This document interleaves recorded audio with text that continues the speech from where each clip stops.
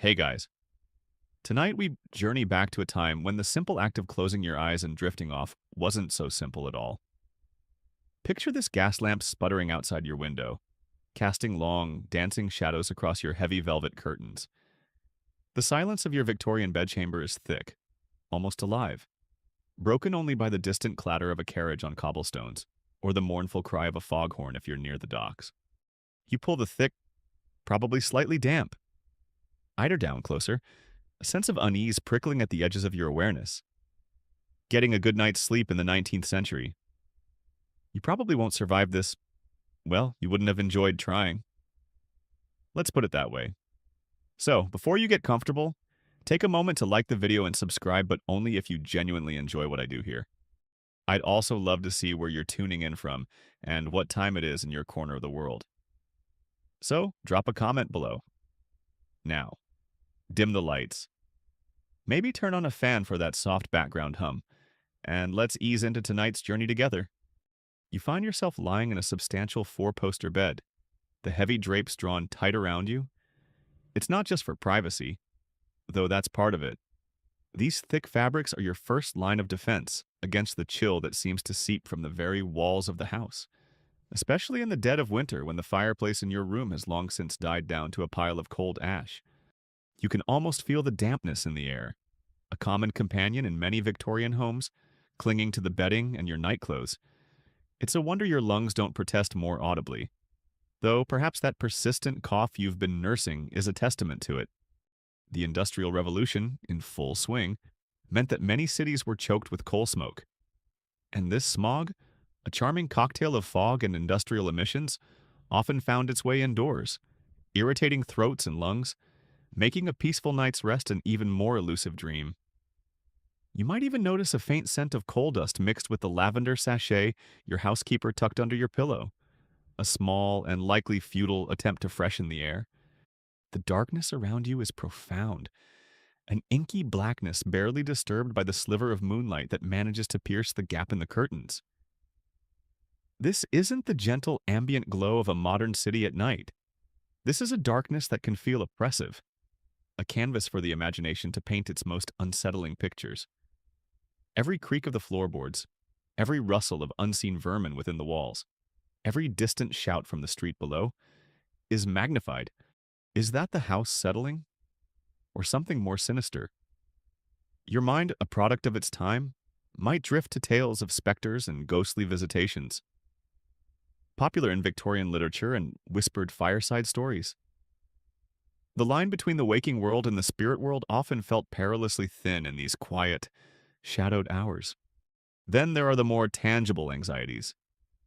You listen intently for the sound of the night watchman making his rounds, his call of "all's well," a temporary balm to your unease. But his presence also reminds you of what he's watching out for: burglars, fires, the general chaos that the night could conceal. Crime was a constant worry, and homes, even substantial ones, weren't impervious. You might have a sturdy lock on your door, but the windows, with their often ill-fitting sashes, could be a point of vulnerability. You try to dismiss the thought, pulling the covers higher, as if they could form a genuine barrier. And what if illness strikes? In an age before emergency services and readily available medical help, a sudden fever, a racking cough, or a sharp pain in the night could be terrifying. The fear of consumption or tuberculosis was particularly pervasive, a disease that often worsened in the quiet stillness of the night, leaving sufferers and their families in a state of anxious vigil. Many Victorians, surrounded by high mortality rates, harbored a deep-seated fear of dying in their sleep, of simply not waking up to the new day.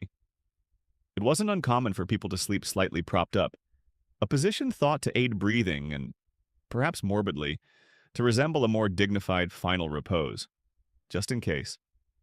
Historians still debate whether the sheer volume of printed advice on achieving a good death contributed to this nocturnal anxiety, or merely reflected it.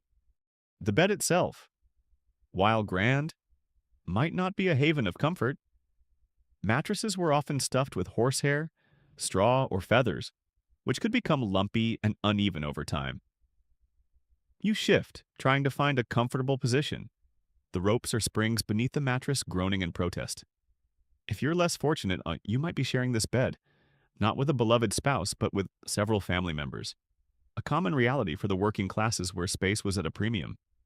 Imagine the symphony of snores, coughs, and restless movements in such a crowded environment, not exactly conducive to serene slumber. Even the so-called quiet of the countryside wasn't always tranquil. The sounds of nature, owls, foxes, the wind howling through trees, could be just as unsettling as city noises to an already anxious mind. And in the city, the cacophony was relentless. Early morning deliveries, the clatter of milk pails, the rumble of iron-wheeled carts over cobblestones starting well before dawn, the shouts of street vendors preparing for the day. Your bedroom window offered little protection from this daily urban chorus. There was even a peculiar profession, the knocker-upper, whose job was to wake clients by tapping on their bedroom windows with a long pole, often tipped with wire or a knob, ensuring they weren't late for their factory shifts. A useful service, no doubt, but hardly a gentle rousing if you were hoping for a few more precious moments of sleep. You might even find yourself jolted awake by the sound of someone else's knocker-upper, a sort of second-hand alarm clock you never asked for. It's a bit like your neighbor's car alarm going off at 3 a.m., except this one uses a giant stick. The sheer effort of preparing for bed in the first place could be enough to make anyone weary, yet ironically, too agitated to sleep. Without running water in most bedrooms, nightly ablutions involved cold water from a pitcher and basin. The chamber pot, discreetly tucked under the bed or in a commode, was a practical necessity, but hardly an invitation to linger in a state of pre-sleep relaxation. The thought of having to use it in the cold, dark room, and the subsequent morning task of emptying it, added another layer of subtle discomfort to the nightly ritual. It was the original ensuite, just a lot less sweet. This widespread experience of troubled sleep wasn't just a matter of personal discomfort. It was a societal concern. Newspapers and periodicals of the time were filled with articles, letters to the editor, and advertisements all grappling with the problem of sleeplessness. It became a common topic of conversation, a shared burden of the age. The Victorians were, in many ways, chronicling a rising tide of insomnia.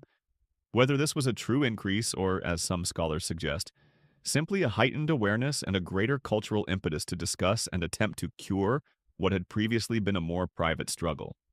This intense focus on the inability to sleep, this Victorian night's embrace, set the stage for a truly bewildering array of attempted remedies, some logical, some desperate, and some, as we shall see, downright bizarre.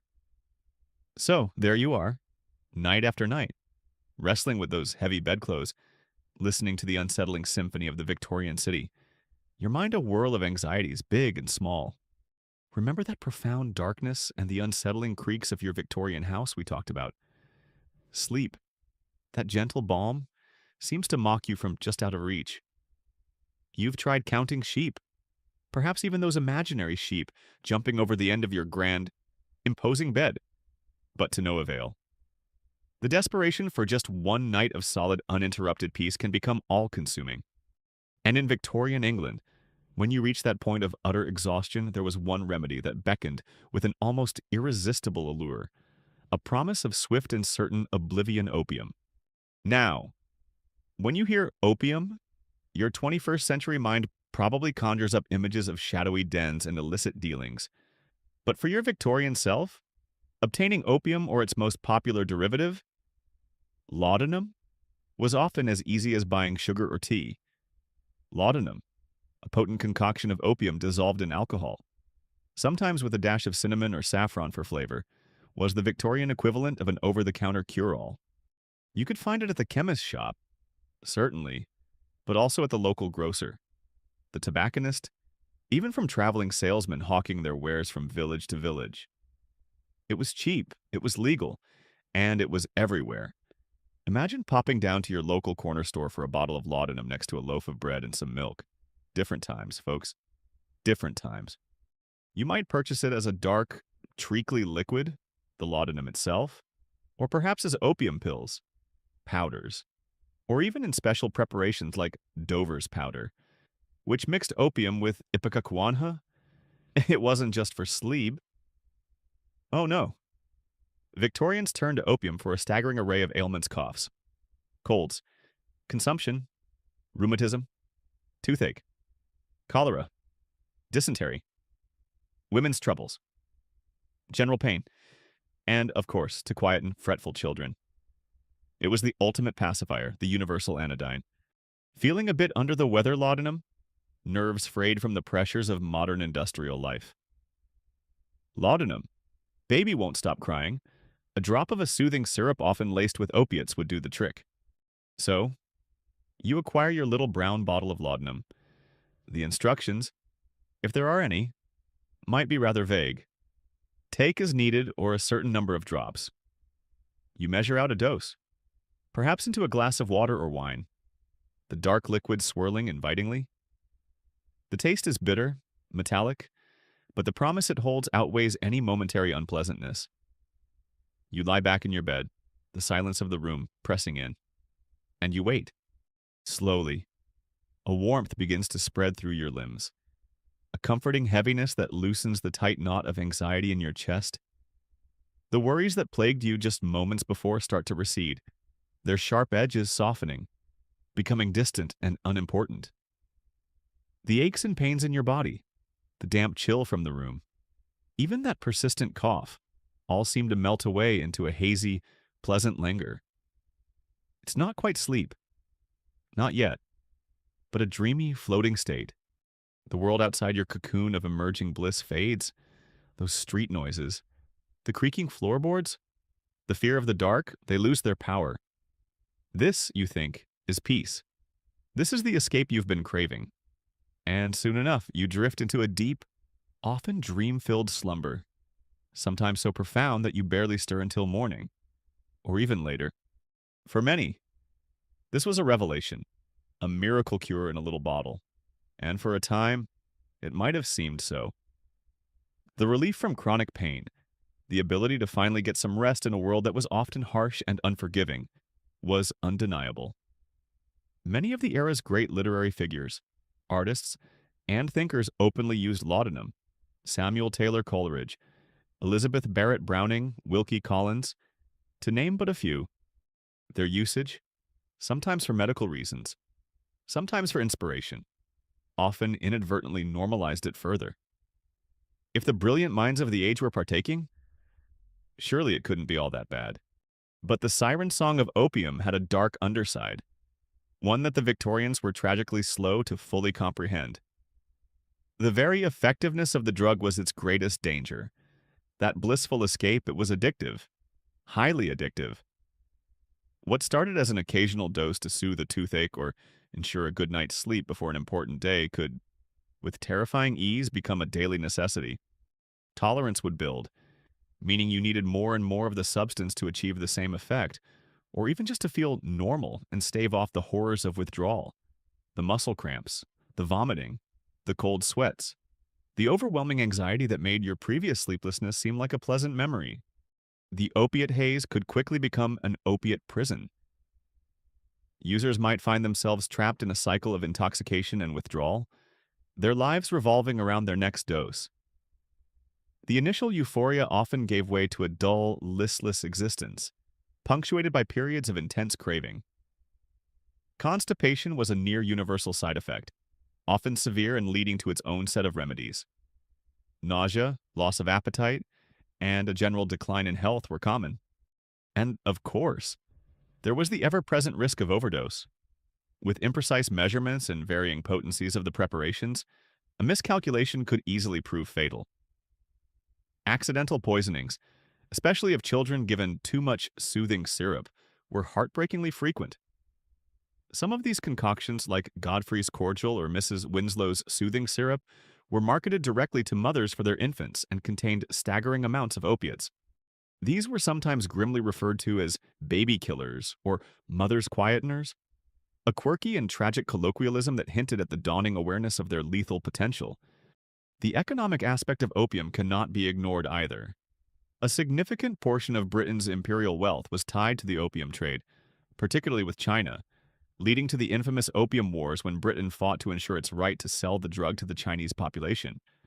This mainstream historical fact underscores how deeply entrenched opium was, not just in medicine cabinets, but in the very fabric of the Victorian economy, making any efforts at regulation or restriction a complex and contested issue. Fortunes were built on the poppy's tears. As the century wore on, voices of concern did begin to grow louder. Doctors started to document cases of opium mania and the devastating effects of long-term addiction.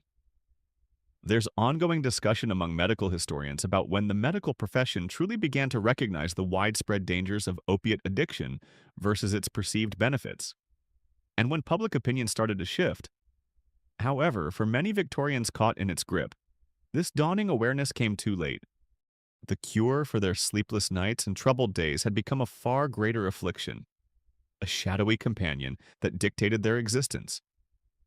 The ease with which you could slip into this dependency, seeking solace and finding shackles, makes the Victorian reliance on opiates a truly sobering chapter in the history of sleep.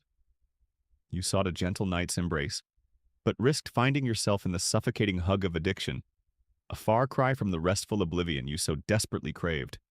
After the journey into the hazy, uncertain embrace of opium and laudanum we just navigated, with its perilous slide from solace to subjugation, you might be forgiven for thinking that surely there had to be a better, less chemically fraught way to find sleep in the Victorian era. If you were wary of becoming dependent on those little brown bottles, or if you'd witnessed firsthand the slow decline of someone caught in their sticky web, you'd naturally cast about for alternatives. And in an age utterly besotted with the power of cogs, steam, and ingenious contraptions, it was almost inevitable that the inventive Victorian mind would turn its mechanical prowess towards conquering the stubborn fortress of insomnia. If a machine could weave cloth, power a train, or lift enormous weights, surely it could also, with a bit of tinkering, lull a troubled mind to rest. This was, after all, the era of the inventor, the patent seeker, the individual convinced that any problem, no matter how complex and could be solved with enough ingenuity, and perhaps a few strategically placed levers and gears. The same spirit that fueled the Industrial Revolution and filled the halls of the Great Exhibition of 1851 with marvels of engineering, a mainstream historical fact showcasing the sheer explosion of creativity and belief in progress, also trickled down into the more intimate spaces of domestic life, right into the bedroom. If the anxieties of modern life were robbing you of your sleep, then perhaps a thoroughly modern mechanical solution was just the ticket. Though, as you'll soon see, Ticket to Dreamland might sometimes have felt more like a ticket to a rather vigorous fairground ride. Picture, if you will, one of the more famous or perhaps infamous examples, Dr. James Granville's percussive bed, often referred to more simply, and perhaps more accurately, as the shaker. No, this wasn't a piece of minimalist furniture from a peace-loving religious sect. This was a bed designed with the express purpose of, quite literally, shaking you to sleep. You'd recline upon it, perhaps with a hopeful sigh, and then the mechanism, sometimes powered by steam or a robust clockwork motor, would spring into action. The entire frame would begin to vibrate, to jiggle, to oscillate with considerable energy. The aim, according to Dr. Granville, was to percuss the nerves, to stimulate circulation, and through a kind of vigorous rhythmic agitation, to eventually tire the body and mind into submission. Whether that submission was true slumber or simply a state of stunned bewilderment, possibly bordering on a mild concussion, is a matter we can gently ponder. Imagine trying to read a book on that thing, your own personal earthquake. On demand. Sweet dreams, more like hold on tight. And Dr. Granville wasn't alone in his quest for a mechanically induced kip. Other inventors busied themselves with creating ventilating beds. Remember the stuffy, possibly miasma-laden air of the Victorian bedroom we discussed? These beds aimed to tackle that head-on. Some featured intricate systems of bellows and pipes integrated into the mattress or bed frame, designed to pump fresh air around the sleeper. You can almost envision a dedicated, if slightly weary, footman diligently working a pump handle throughout the night, ensuring master or mistress had a constant, perhaps slightly breezy, nocturnal environment, because nothing says good night sleep like a gentle, continuous whooshing sound, and the feeling you're kipping on a sophisticated air hockey table. The practicality of these, especially in a cold British winter, might be questionable, but the intention was there: fresh air equals better sleep. Then there were the various rocking beds. The soothing motion of a cradle for a baby was a well-established principle, so why not scale it up for adults?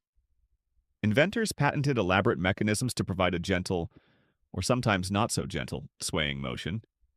Some were designed to be manually operated by the insomniac themselves, a sort of pre-sleep workout, while others boasted automated systems, powered by weights, springs, or even water pressure. You might find yourself gently seesawing through the night, a human pendulum seeking equilibrium in dreamland.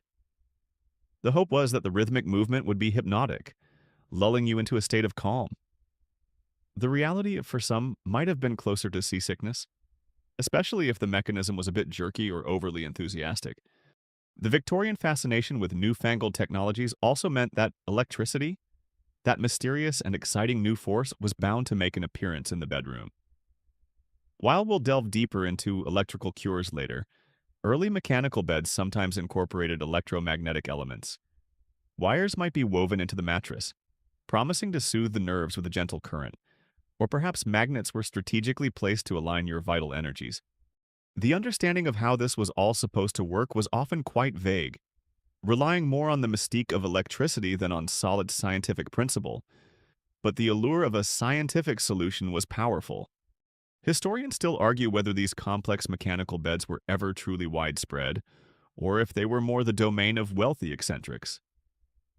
Imaginative inventors showcasing their wares at exhibitions, and hopeful quacks whose designs rarely progressed beyond patent applications and sensational illustrated articles in popular science magazines.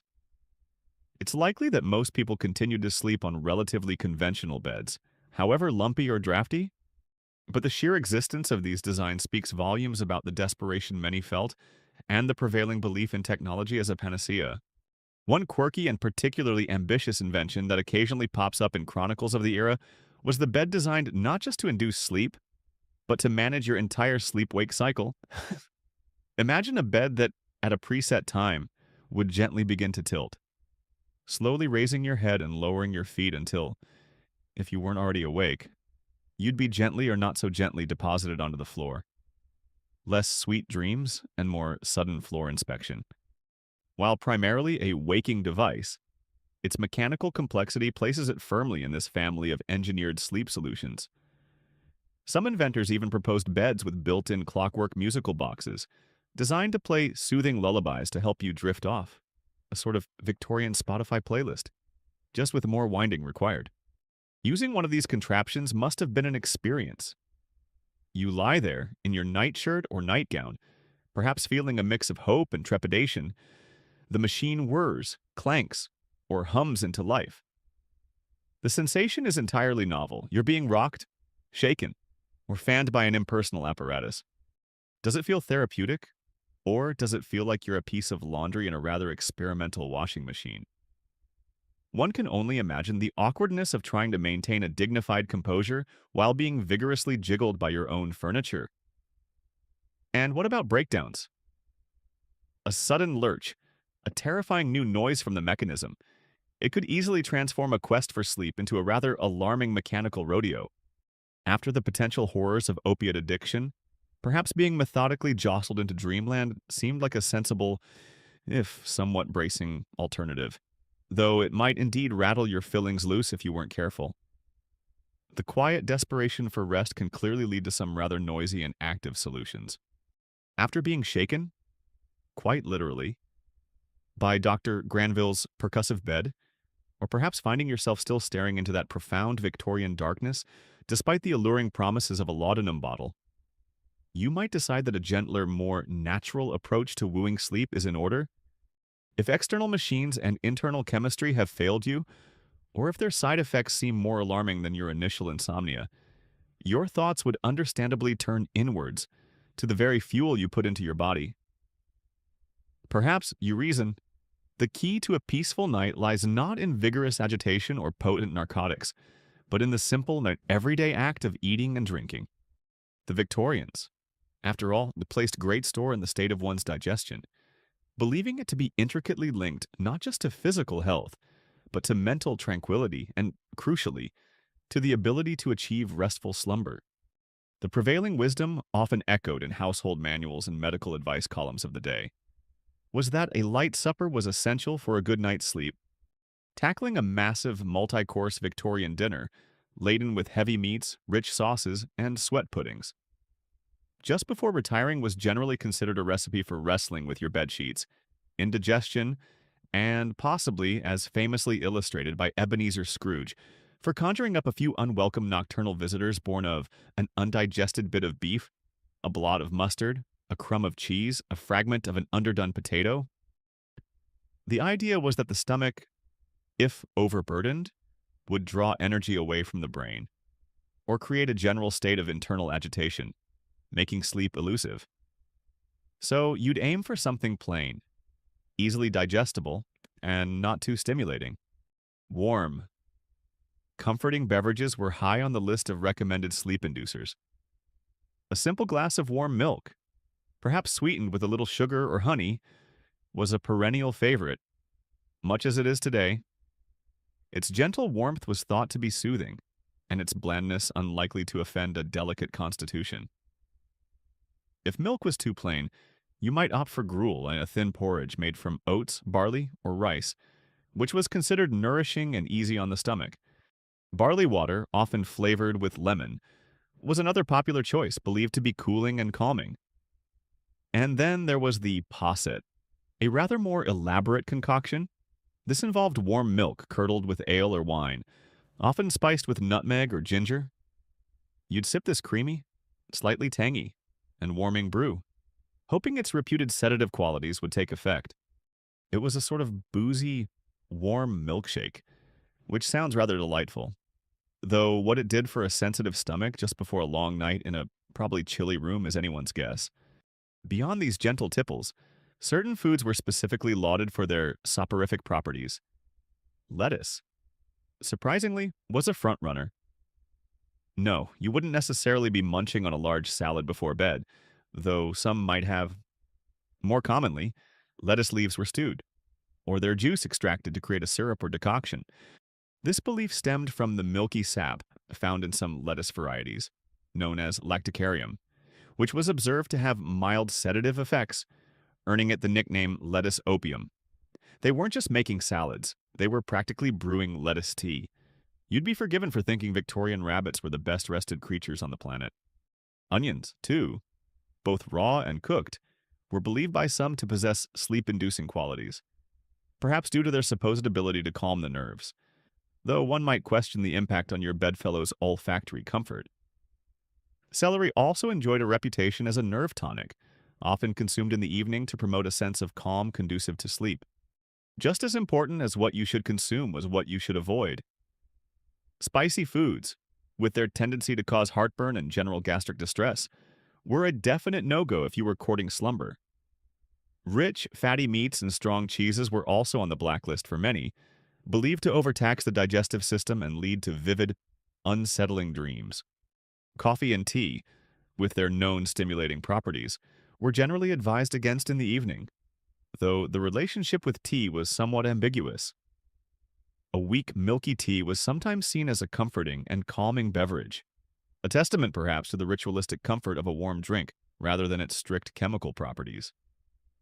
It's a classic case of it depends who you ask and probably how strong they brewed it.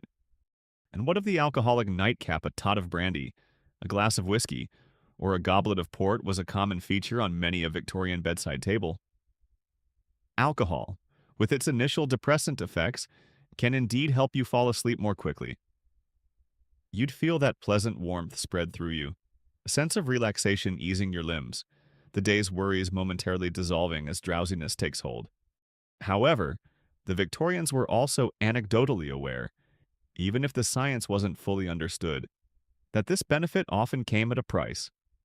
Alcohol tends to disrupt the later stages of sleep, particularly REM sleep, leading to a less restorative night overall. You might fall asleep easily but find yourself waking frequently in the small hours, feeling unrefreshed, Yet, the immediate relief it offered was often too tempting to resist for the chronically sleep-deprived. Compounding the challenge of finding the right dietary balance was a pervasive and serious issue of the time food adulteration. This mainstream historical fact meant that the food you bought wasn't always what it seemed. Your pure milk might be bulked out with water and whitened with chalk. Your bread could contain alum to make it look whiter and heavier. Tea leaves might be mixed with douceur, less savory leaves, or even iron filings to add weight. These adulterants could not only be harmful to health in general, but could also lead to digestive issues that would undoubtedly interfere with sleep, regardless of how carefully you chose your soporific foods. Trying to eat for sleep was a noble goal, but you were often battling unseen enemies in your very ingredients. Among the more quirky dietary beliefs, some Victorians held that oysters, consumed before bed, could calm the nerves and promote sleep due to their phosphorus content, though an equal number might have warned against them as being too stimulating or difficult to digest. Another fringe practice involved consuming cakes or biscuits made with poppy seeds, not for the opiate content, which is minimal in culinary seeds, but more from a folk association. If the opium poppy brought sleep, perhaps its seeds held a tiny echo of that promise.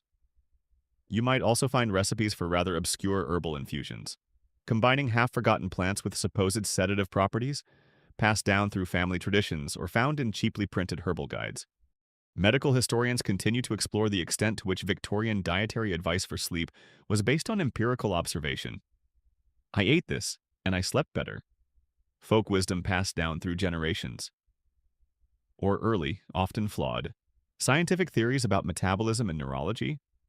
There was certainly a great deal of trial and error, and what worked for one person might be entirely ineffective, or even detrimental for another. Yet, through all these varied and sometimes contradictory recommendations, you can see a consistent thread, a deep-seated desire to find a natural, harmonious way to encourage the body towards rest, using the resources of the kitchen and the garden to soothe the mind and prepare for the quiet embrace of the night. It was an internal recalibration, an attempt to find balance, one carefully chosen or carefully avoided mouthful at a time. If the thought of another bland bowl of gruel, or the lingering scent of stewed lettuce from our previous culinary explorations, didn't quite manage to coax you into the land of Nod, perhaps your Victorian self would conclude that a more invigorating, even elemental approach was needed. After tinkering with your diet, and possibly recoiling from the aggressive enthusiasm of mechanical beds or the insidious allure of opium, you might turn to one of the great therapeutic crazes of the 19th century hydropathy, also known as the water cure. What could be more fundamental, more purifying, more capable of washing away the accumulated stresses that kept you staring at the ceiling than water itself? Hydropathy, popularized in Britain with an almost missionary zeal by figures like Captain Richard Trowse Claridge, who had been impressed by the methods of Vincent Priesnitz in Greffenberg. Silesia was built on the principle that water, in its myriad forms and temperatures, held the key to health and vitality. It wasn't just about cleanliness, it was a comprehensive system of treatment for all manner of ailments, from gout and dyspepsia to nervous disorders and, of course, that stubborn foe, insomnia. The idea was that carefully applied water could stimulate the body's vital force, improve circulation, draw out toxins through the skin, and soothe or invigorate the nervous system as required. So, you find yourself considering the water cure? What exactly would this entail? Well, prepare for an experience that could range from the pleasantly soothing to the downright bracing. Forget your gentle lavender-scented soak in a warm tub for a moment. While warm baths were indeed part of the hydropathic arsenal, often prescribed in the evening to relax the body and mind before bed, the Victorians also had a particular fondness for the invigorating shock of cold water. You might be prescribed a daily cold bath, a quick, heart-stopping plunge into icy water designed to jolt your system into action. The theory being that the subsequent reaction would lead to a healthy glow, improved circulation, and, eventually, a sense of calm that would aid sleep. Your morning coffee had nothing on a Victorian cold plunge for waking you up. The trick, apparently, was that the ensuing feeling of being thoroughly alive, followed by the day's activities, might just result in profound exhaustion by bedtime. Then there was the iconic And perhaps most curious, hydropathic treatment, the wet sheet wrap. Imagine this: you're stripped down and then swaddled tightly, like a rather disgruntled mummy, in a linen sheet that has been wrung out in cold water. Yes, cold and damp. Over this, you're cocooned in several thick woolen blankets and perhaps a feather duvet, tucked in so snugly you can barely move. Initially, the sensation is one of intense, penetrating cold. You shiver, your teeth chatter, and you probably wonder what on earth possessed you to agree to this. Picture being turned into a human spring roll, but instead of delicious fillings, you're just cold and damp, waiting for the magic to kick in. The attendants would assure you that soon your own body heat, trapped by the layers, would warm the damp sheet, creating a kind of personal steam bath. The aim was to induce profuse sweating, thereby expelling those pesky toxins believed to be at the root of your sleeplessness. After an hour or so of this rather claustrophobic, steamy confinement, you'd be unwrapped, possibly given a quick rub down with cool water, and then, theoretically, you'd be soothed, purified, and ready for a deep, untroubled sleep.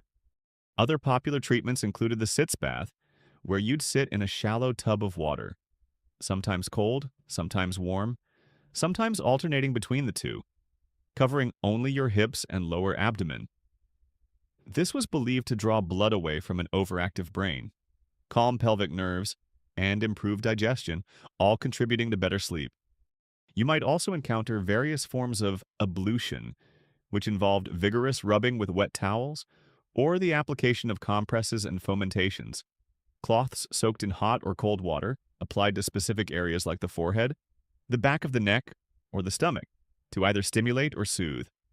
And integral to most hydropathic regimens was the drinking of copious amounts of water throughout the day, often several pints of cold, fresh spring water, believed to cleanse the system from the inside out. To fully embrace the water cure, you might even decamp to one of the many hydropathic establishments, or hydrode, that sprang up across the country, often in picturesque spa towns like Malvern and Worcestershire. These places were part sanatorium, part health resort. Here, you'd follow a strict daily regimen: early rising, specific water treatments at appointed times, plain but wholesome food linking back to those dietary ideas, fresh air, and exercise. The whole environment was geared towards restoring natural rhythms and promoting health. One of the most famous devotees of the Malvern water cure was none other than Charles Darwin. He sought treatment there multiple times for his debilitating chronic illnesses, which included severe insomnia.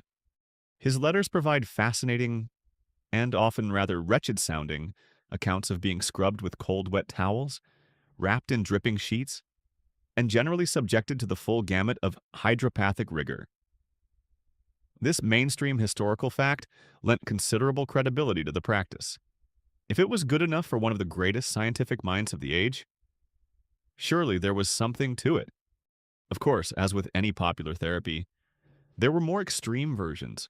Some practitioners advocated for heroic water treatments, which might involve being forcibly hosed down with powerful jets of icy water, or taking dips in near-freezing rivers or outdoor pools, even in the depths of winter. Forget a gentle rain shower sound machine. This was more like a personal high-pressure car wash. But for your anxieties, and, well, one quirky tidbit from the more zealous end of the hydropathic spectrum was the Neptune's girdle, a wet bandage wrapped around the waist and worn throughout the day, or even overnight, intended to constantly stimulate the digestive organs and, by extension, calm the mind for sleep. The actual efficacy of hydropathy for insomnia remains a subject of debate among medical historians. Some argue that the strict, disciplined routine, the dietary changes, the increased exercise, the fresh air, and the escape from the stresses of home or city life at these hydropathic establishments contributed more to improved sleep than the specific water treatments themselves. Others point to the undeniable physiological effects of significant temperature changes on the body, the way cold can reduce inflammation, and heat can relax muscles, as plausible mechanisms for its benefits. Perhaps it was the sheer shock of some treatments that reset the nervous system, or maybe the focused attention and the belief in the cure on a powerful placebo effect played a significant role. Regardless of the precise mechanism, For many Victorians battling insomnia, the water cure offered a tangible, natural alternative to drugs or puzzling machines. It was an active process, something you did, a system to believe in, immersing yourself, quite literally, in the healing power of water must have felt proactive, a way of washing away not just physical grime, but also the intangible burdens that kept sleep at bay, even if it meant enduring a fair bit of shivering and teeth chattering along the way. After being systematically chilled, wrapped, and scrubbed in the pursuit of sleep through hydropathy, as we explored in the last section with its rather damp enthusiasm, you might be looking for a cure that doesn't involve quite so much enthusiastic toweling. Perhaps your body feels purified, invigorated even, but your mind still churns, replaying the day's anxieties or rehearsing tomorrow's worries. If the problem lies not in your circulation or your toxins, but in the restless theater of your own thoughts, then it stands to reason you'd seek a remedy that addresses the mind directly. And so, you might find yourself drawn into the fascinating, often controversial, and undeniably mysterious world of mesmerism and its successor, hypnotism. Your journey into these mind-focused cures would likely begin with Franz Anton Mesmer, an 18th century German physician whose ideas, though largely dismissed by the medical establishment of his own time, enjoyed a significant revival and popular fascination throughout the 19th century. Mesmer proposed the existence of an invisible vital force or fluid called animal magnetism, a sort of cousin to gravitational magnetism that permeated the universe and flowed through all living things. When this fluid was blocked or imbalanced within an individual, he theorized, illness, including nervousness, hysteria, and, crucially for you, insomnia would result. The mesmerist, therefore, was a skilled practitioner who could perceive and manipulate this fluid, restoring its harmonious flow and, with it, health and restful sleep. So, if you couldn't sleep, it might just be that your personal magnetic fluid was having a bad hair day, and a dapper gentleman, possibly in a rather theatrical silk waistcoat, was needed to smooth it all out with some intense staring and artful hand gestures. Imagine you've decided to consult such a practitioner. You're ushered into a quiet, often dimly lit room.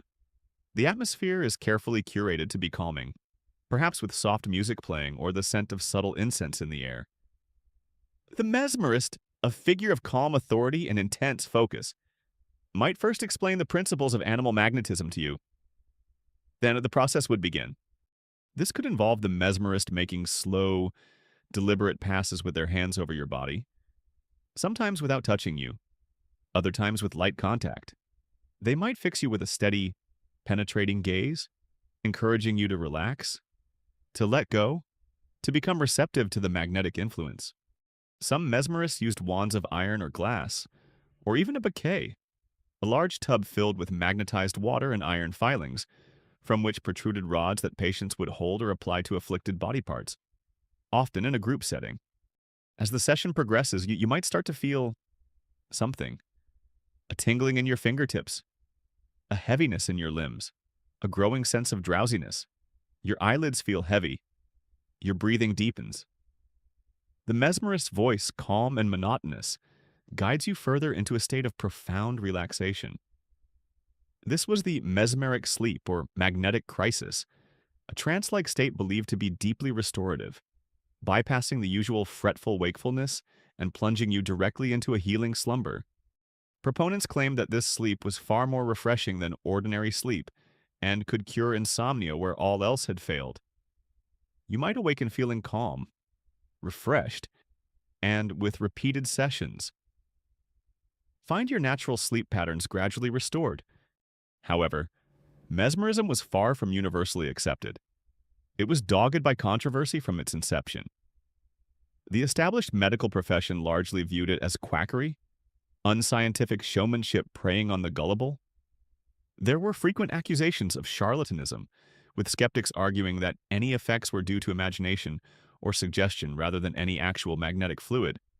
The intimate nature of the sessions, often involving a male mesmerist and a female patient in a private setting, also led to whispers and sometimes outright accusations of sexual impropriety, further tarnishing its reputation in respectable circles.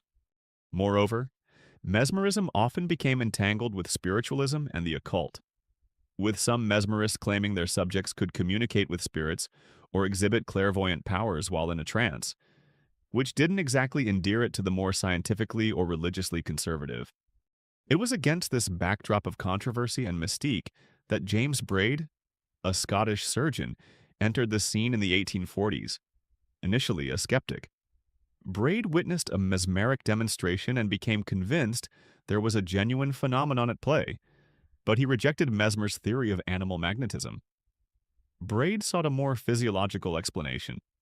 He proposed that the trance state was induced not by an invisible fluid, but by prolonged visual fixation, for example, staring at a bright object, leading to fatigue of the nervous system and a peculiar state of mind.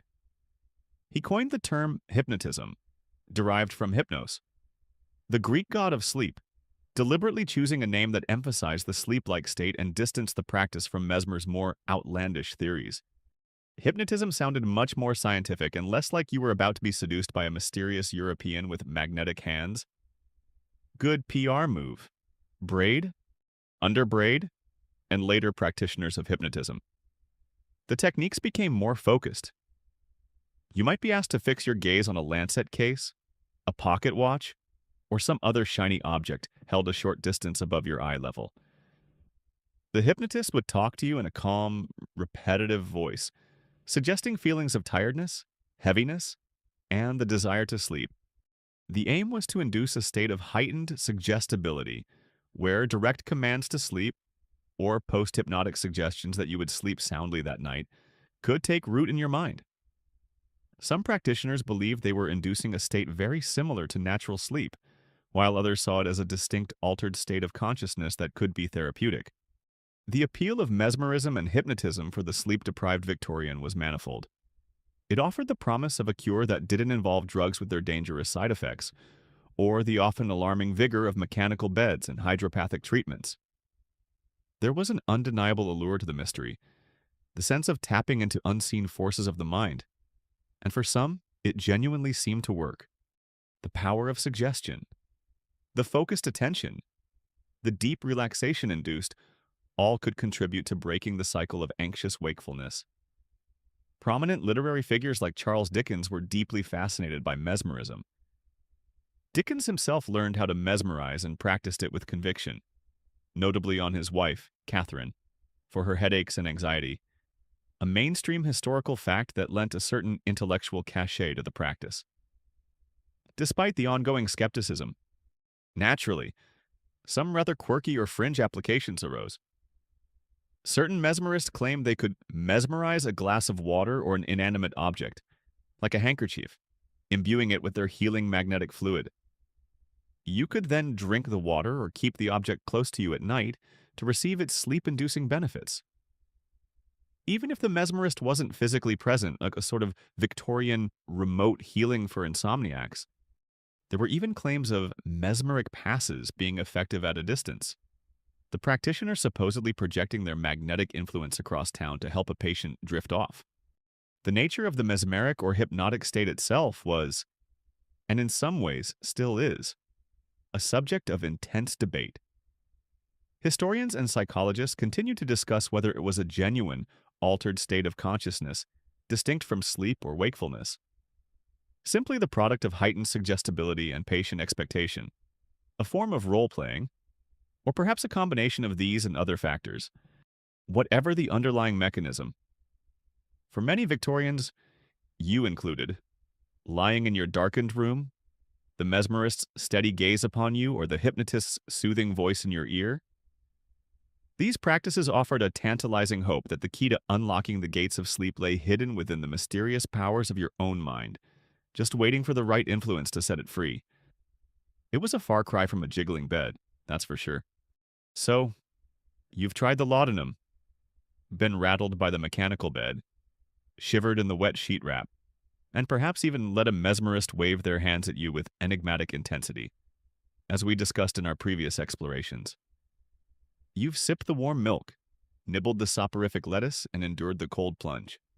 But what if, after all that poking, prodding, dosing, and dieting, you still can't sleep? Well, your Victorian self, steeped in the prevailing culture of the era, might start to look inwards, to a place far more personal and potentially far more troubling than your mattress or your medicine cabinet, your own moral character. In an age where duty, piety, and self-restraint were held up as shining virtues, it was a widely accepted notion that your physical and mental well-being, including your ability to sleep, was inextricably linked to the state of your soul. The Victorian moral code, particularly for the burgeoning middle and upper classes, was a formidable structure. It emphasized hard work, sobriety, chastity, especially outside of marriage, and even within it, passion was often viewed with suspicion, honesty, and a profound sense of religious duty.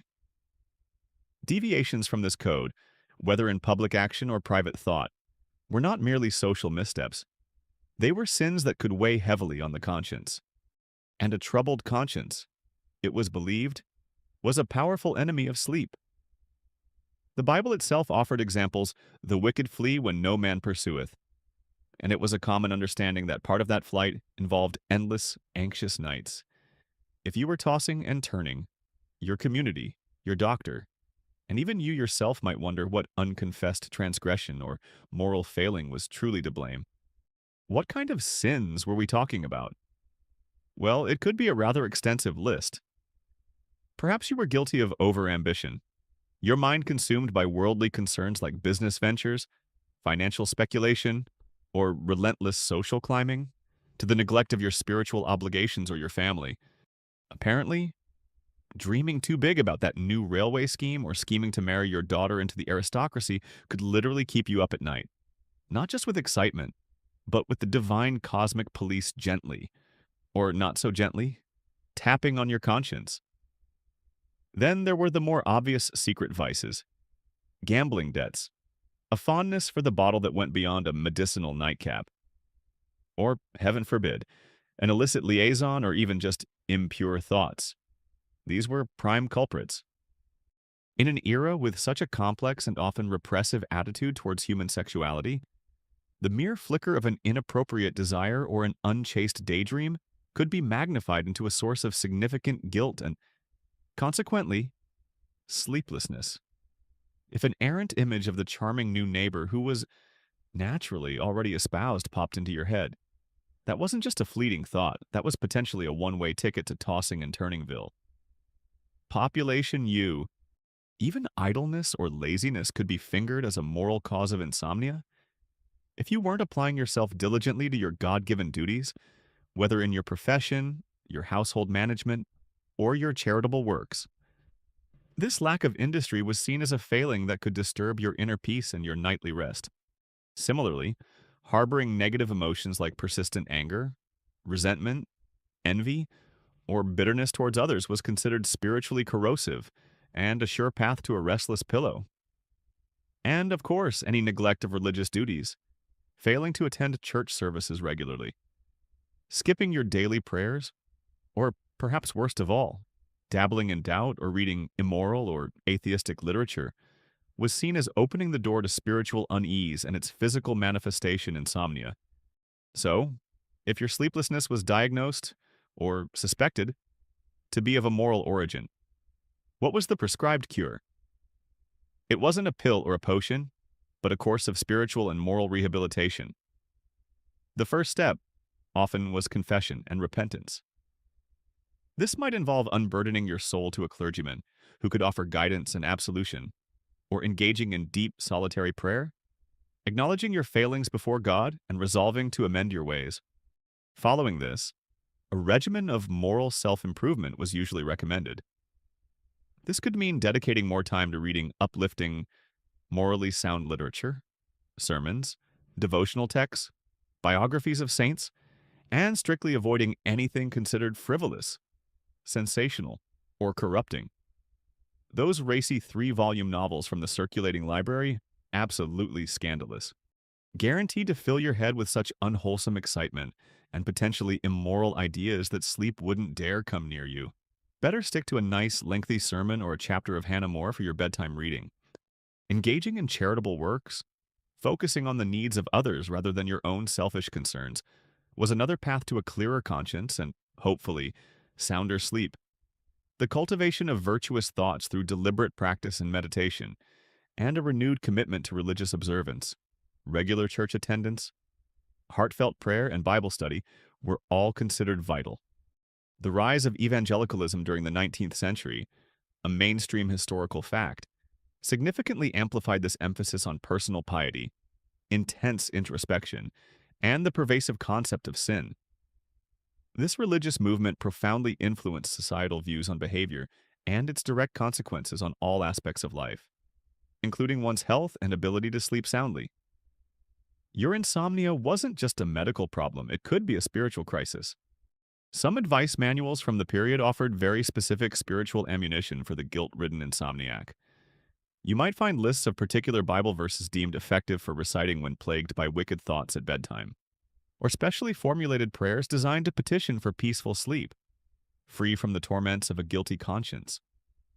This quirky spiritual micromanagement highlights how deeply this connection between morality and sleep was ingrained. The fear of one's insomnia being whispered about, of it being interpreted by neighbors or acquaintances as an outward sign of some hidden depravity or moral weakness, added another layer of social pressure and anxiety, potentially making the insomnia even worse. It's a cruel irony worrying that your sleeplessness makes you look sinful could, in itself, keep you awake. Social historians continue to debate the extent to which individuals genuinely internalize these moral explanations for their insomnia versus how much it was a societal script they felt compelled to acknowledge. Perhaps even to their doctors, while privately suspecting that the damp in their bedroom or the stress of their work might be more pertinent factors. It's likely there was a spectrum, some truly tormented by guilt, others perhaps paying lip service to the prevailing moral discourse while trying every other remedy under the sun. Regardless, this belief system placed an immense additional burden on the already suffering insomniac. Not only were you tired and distressed, but you also had to contend with the terrifying possibility that your inability to find rest was your own fault, a direct consequence of your inner failings, a sign that you were, in some fundamental way, not good enough. That's a heavy weight to carry into the quiet loneliness of a sleepless night. If wrestling with your conscience all night, meticulously cataloging your moral shortcomings, as we discussed in the previous section, sounds like a particularly exhausting form of non-sleep, you might be forgiven for seeking solace in something that promises more immediate results with significantly less spiritual heavy lifting. When guilt-induced insomnia feels like too much of a burden, and prayer or pious reading just isn't cutting through the fog of wakefulness, your weary Victorian eyes might land upon the brightly printed advertisements for a dazzling array of patent medicines, each one promising a swift, effortless journey to the land of dreams. Welcome to the largely unregulated, fantastically hyped, and often perilous world of Victorian patent medicines. The term patent itself could be a bit misleading. It rarely meant that the government had officially sanctioned the formula or verified its claims. More often, it referred to a patent on the name or the distinctive bottle shape, a trademark that allowed the manufacturer to build a brand. These were proprietary concoctions. Their formula is usually a closely guarded secret, or at least marketed as such, sold directly to the public with claims that could only be described as extravagantly optimistic. The newspapers and popular magazines of your era are filled with their advertisements, page after page of bold assertions, heart-wrenching testimonials, and dramatic before and after scenarios, all designed to lure in the desperate and the hopeful. If you couldn't sleep, there was undoubtedly a Professor Marvel's midnight tincture, or Aunt Betsy's blessed sleep syrup, ready to promise you instant relief. The marketing was an art form in itself. You'd see images of serene, beatifically smiling individuals, supposedly rejuvenated by a few doses of the advertised elixir, contrasted with haggard, hollow-eyed figures representing their former sleepless selves. Testimonials, often of dubious origin or penned by the proprietors themselves, would recount miraculous recoveries. I had not known a good night's rest in 7 years, one might proclaim, until I discovered Dr. Goodfellow's somnolent solution. Now I sleep like a babe. The names themselves were designed to inspire confidence and a touch of mystique, balm of Morpheus. Silent Comforter, Nocturna.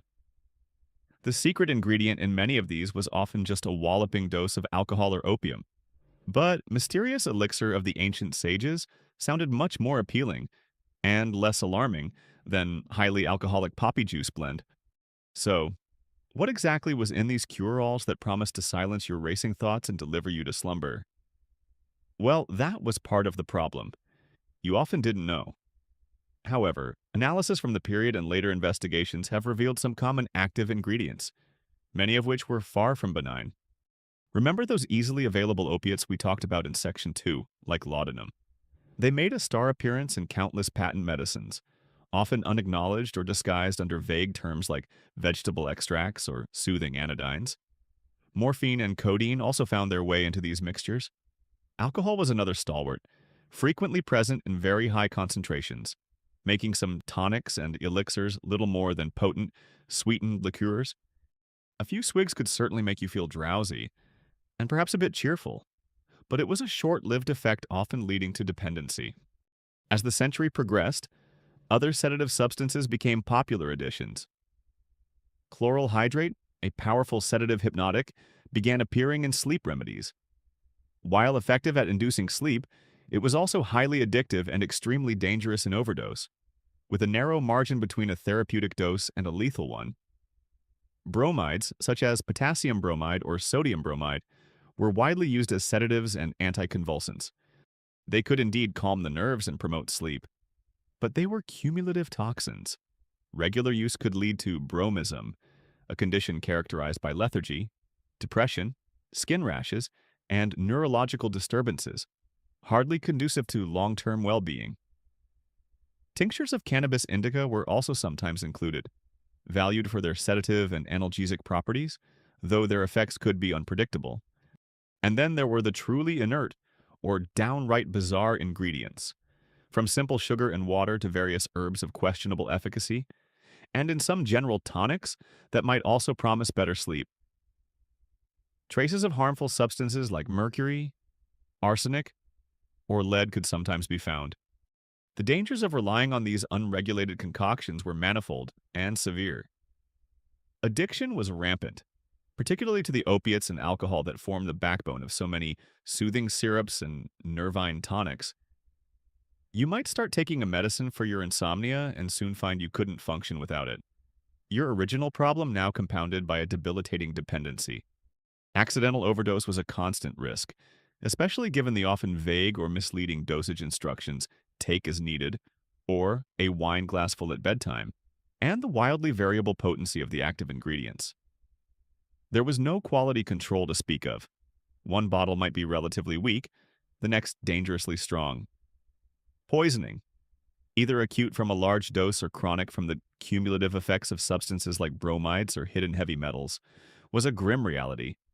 Furthermore, these medicines, by providing temporary symptomatic relief, could mask serious underlying medical or psychological conditions that were causing the insomnia in the first place, delaying proper diagnosis and treatment. Why, then, were these patent medicines so incredibly popular? Despite the evident risks, sheer desperation is a powerful motivator.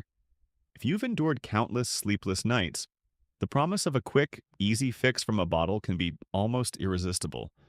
The marketing, as we've seen, was incredibly persuasive, creating a sense of hope and legitimacy.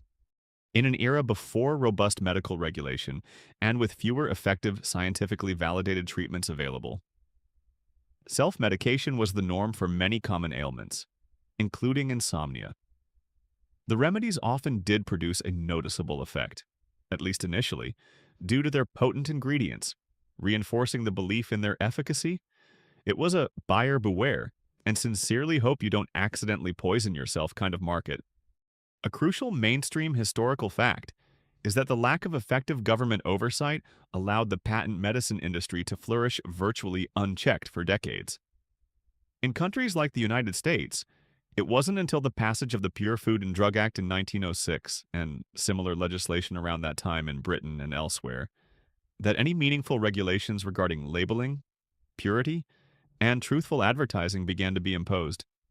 Before then, manufacturers could essentially make any claim and put almost anything in a bottle. Among the more quirky and telling examples of misleading branding was the infamous Mrs. Winslow's soothing syrup, marketed aggressively to mothers for colicky or teething babies. Its primary active ingredient was morphine, While it certainly soothed and quieted infants, often by inducing a stupor, it was responsible for countless accidental overdoses and addictions in the most vulnerable of patients. Historians and pharmacologists still debate the exact formulations of many Victorian patent medicines due to their secretive nature and the loss of records, making it challenging to fully assess the true scale of public exposure to specific harmful substances versus relatively innocuous, though still deceptively marketed placebos. But what is clear is that reaching for that conveniently available bottle, with its promises of peaceful oblivion, was a significant gamble for any Victorian insomniac. You were entrusting your health and your hope for rest to a largely unseen and unaccountable industry, one that prioritized profit far above your safety. Each dose was a roll of the dice, a step into the unknown territory of unregulated chemistry. If the dubious promises of those patent medicines we just peeked into, with their secret concoctions and alarming potential for turning you into an accidental drug fiend, have left you feeling a bit green around the gills, you might yearn for a remedy that feels altogether more wholesome, more active, more, virtuous. What if, instead of passively swallowing a suspicious syrup from a dramatically labeled bottle, you could actively earn your slumber through good, old-fashioned physical exertion? After all that chemical experimentation, your Victorian self might decide it's time to work up a sweat, believing that a thoroughly fatigued body is the surest path to a quiet mind and a restful night. The Victorians, especially from the mid-century onwards, were increasingly conscious of the benefits of physical activity. There was a growing understanding that exercise was good for overall health, improved digestion, built strength, and importantly for our purposes, could help to dissipate that troublesome nervous energy so often blamed for insomnia. This was the era of muscular Christianity, a movement that linked physical strength and fitness with moral virtue and manliness. While some of the prescribed regimens might seem a touch eccentric by today's standards, the underlying principle was sound: tire yourself out, and sleep will surely follow. So, what kind of exertions might you undertake in your quest for a good night's rest? Brisk walking was a universally recommended activity, not just a gentle amble, mind you, but a vigorous constitutional, preferably in the fresh air of the countryside or a well-maintained city park. You might be advised to walk for several miles each day, at a pace that leaves you pleasantly tired but not utterly exhausted. A 10-mile constitutional before breakfast. Perhaps not for everyone, but the idea of really stretching your legs and getting your heart rate up was paramount. You'd return feeling virtuous, your circulation supposedly improved, ready to face the day, and hopefully, by evening, ready to embrace your pillow. For those with the means and the inclination, horseback riding was highly lauded. It was seen as a comprehensive workout, engaging numerous muscles, improving posture, and providing the added benefit of fresh air and a change of scenery. Galloping across the fields. You could leave your worries behind, at least temporarily, and the rhythmic motion combined with physical effort was thought to be an excellent soporific once you were safely back on solid ground. Of course, if a horse wasn't in your budget, or if the weather was typically British and uncooperative, home-based calisthenics and gymnastics offered another avenue. This was the age of Indian clubs, those rather heavy, club-shaped pieces of wood that you'd swing in intricate patterns, dumbbells, and various systems of free exercises or Swedish gymnastics pioneered by figures like Per Henrik Ling. Manuals were readily available, illustrating precise sequences of movements designed to exercise every part of the body. Imagine yourself in your drawing room, perhaps in a special loosened garment, diligently swinging what looked like oversized wooden bowling pins around your head. Great for developing shoulder muscles and for ensuring anyone else in the room kept a very respectful distance, particularly if your coordination wasn't top-notch. Gardening, too, was promoted as a healthful and sleep-inducing activity. The gentle bending, digging, and pottering about in the fresh air provided mild exercise, a connection with nature, and the quiet satisfaction of nurturing growing things, all considered conducive to a calm mind and a tired body by evening. It was exercise with a tangible and often edible end reward. Beyond these relatively conventional approaches, some regimens were more specific, or what we might now consider a bit bizarre. You might be instructed to perform a particular series of movements right before bed, almost like a ritual, designed to systematically relax or fatigue certain muscle groups. Deep breathing exercises, sometimes combined with slow, deliberate stretches, were also popular. Aiming to calm the nervous system and oxygenate the blood, some advisors even recommended vigorous, dry friction rubs with rough towels or horsehair gloves all over the body.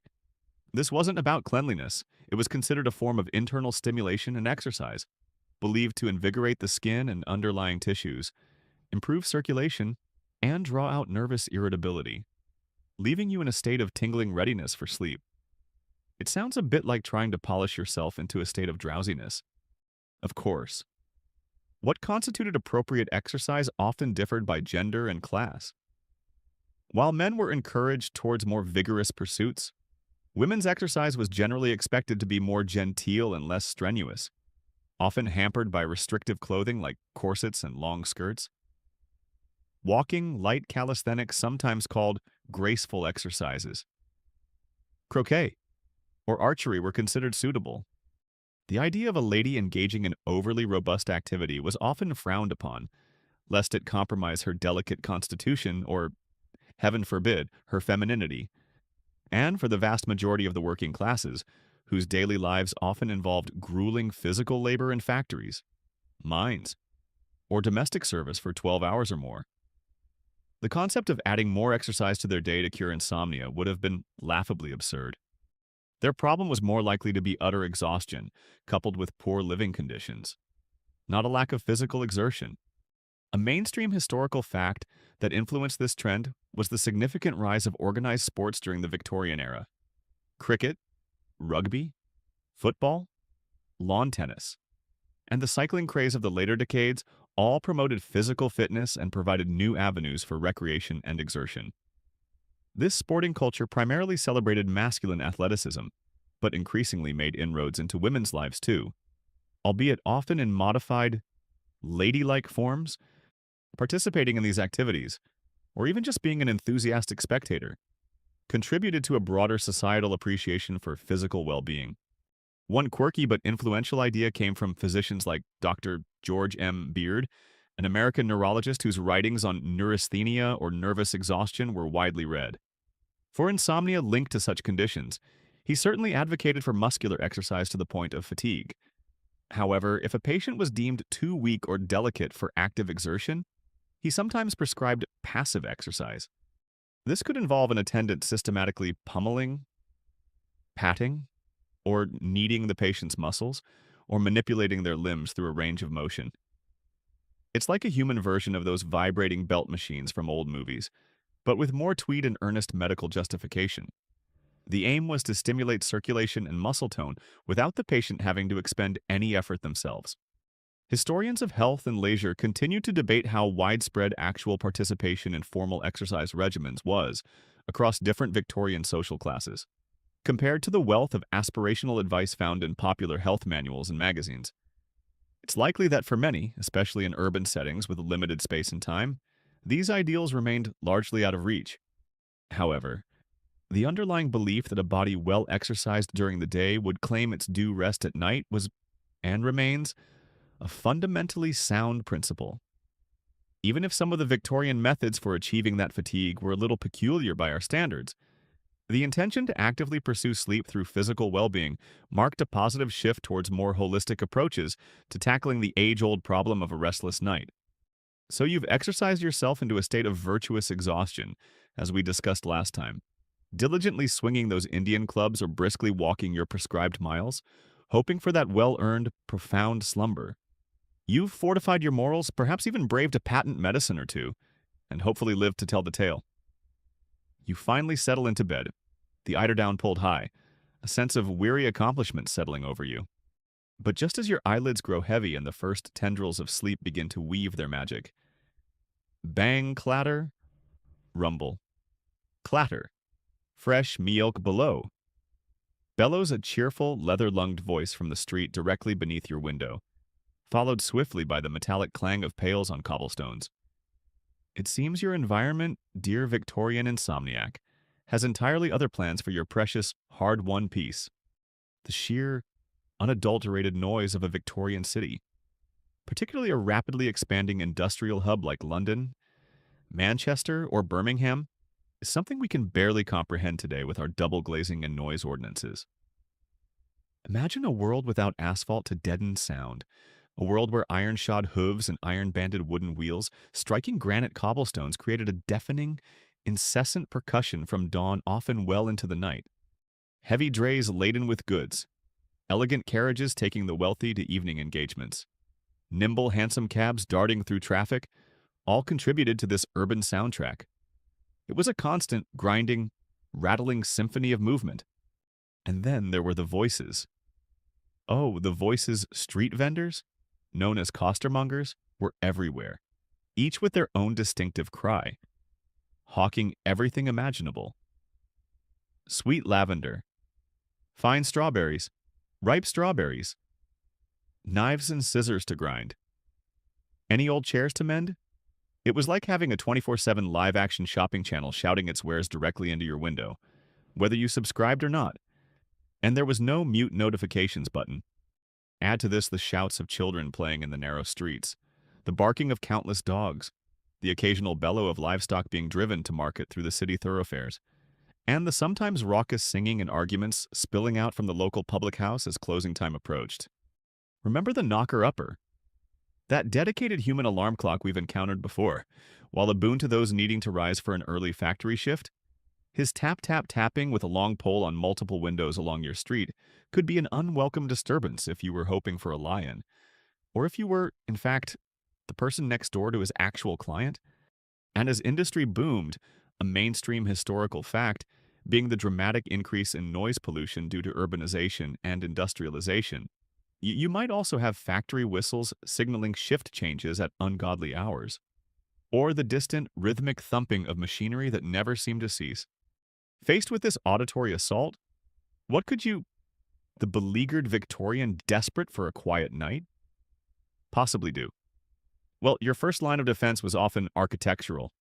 Those heavy velvet curtains we mentioned way back in Section 1, the ones that helped keep out the chill and the oppressive darkness. They also served a vital, if often inadequate, role in muffling street noise. Wooden shutters, both internal and external, were common, and, when closed and latched, provided a more substantial barrier, though at the cost of any ventilation, leading to that stuffy bedroom air we've also touched upon. If you were fortunate enough to be designing or choosing a house, you might try to ensure the bedrooms were located at the back, away from the main street, or overlooking a quieter garden square. Some even planted dense shrubs or trees if they had a garden, hoping the foliage would absorb some of the sound. A rather long-term and optimistic strategy. When these structural defenses proved insufficient, you turned to more personal noise-blocking solutions. Earplugs, in their rudimentary forms, were certainly known. You might fashion your own from balls of cotton wool, perhaps dipped in melted beeswax for a better seal, or use gutta percha, a type of rubbery latex, to create custom-molded plugs. It was a key Victorian DIY skill fashioning your own earplugs out of beeswax in sheer desperation. Slightly less effective than modern noise-canceling headphones, one imagines, and considerably more waxy and possibly a bit unhygienic. Simply pulling the pillow over your head, or even tying a scarf or bandage around your ears were common, if somewhat desperate, measures. Were there Victorian equivalents of our modern white noise machines? Not exactly, but some people found the steady, monotonous ticking of a grandfather clock in the hallway to be a soothing sound that could mask more jarring, irregular noises. If you were wealthy, the gentle murmur of a fountain in a central courtyard or conservatory might have provided a similar calming background hum. There were also early rumblings of noise abatement. Letters would appear in newspapers complaining about particularly egregious sources of noise. And there was the established practice of laying straw on the street outside the house of someone gravely ill to deaden the sound of passing traffic, a sign of how disruptive noise was acknowledged to be, at least in extreme circumstances. Some of the proposed solutions were, as ever, a little on the quirky side. While perhaps more anecdotal than widespread, one can imagine a particularly sensitive insomniac experimenting with something akin to a padded silence hood, or a small, cushioned box to place over their head, a sort of personal anti-noise pollution helmet. More realistically, you might find advertisements for special anti-noise window inserts, or thicker types of glass claiming to reduce sound transmission, though their effectiveness was likely variable. One almost expects to see ads for patent ear defenders made of vulcanized rubber, promising instant tranquility in a clamorous world.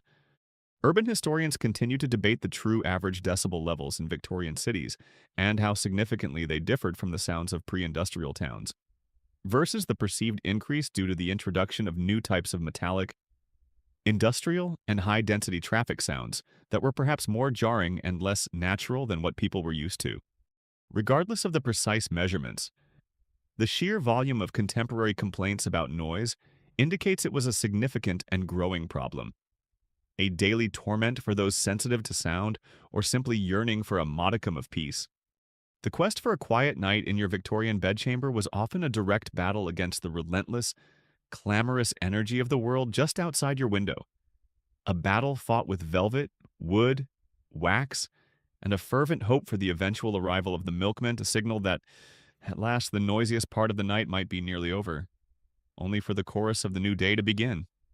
If all those waxy earplugs, strategically placed pillows, and fervent wishes for silence we talked about in the last section still couldn't conquer the relentless street cries and the clattering symphony of the Victorian city, you might be forgiven for seeking a more potent, more scientific intervention.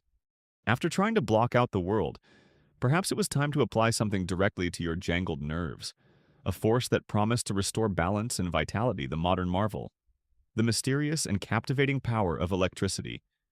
Having exhausted the possibilities of quietude, your weary mind might turn, with a flicker of hope, to the invigorating spark. Electricity, in the Victorian imagination, wasn't just a scientific curiosity, it was a symbol of progress, a near magical force that was beginning to illuminate cities, power new industries, and revolutionize communication. It was seen as the very essence of life and energy. So it's hardly surprising that medical practitioners and a host of entrepreneurial opportunists sought to harness its perceived therapeutic potential for all manner of ailments, including, of course, your stubborn insomnia. If your nerves were frayed, your vital energy depleted, or your internal balance disturbed, all common Victorian explanations for sleeplessness, then a gentle or sometimes not so gentle application of this invisible power seemed like a perfectly logical, cutting-edge solution.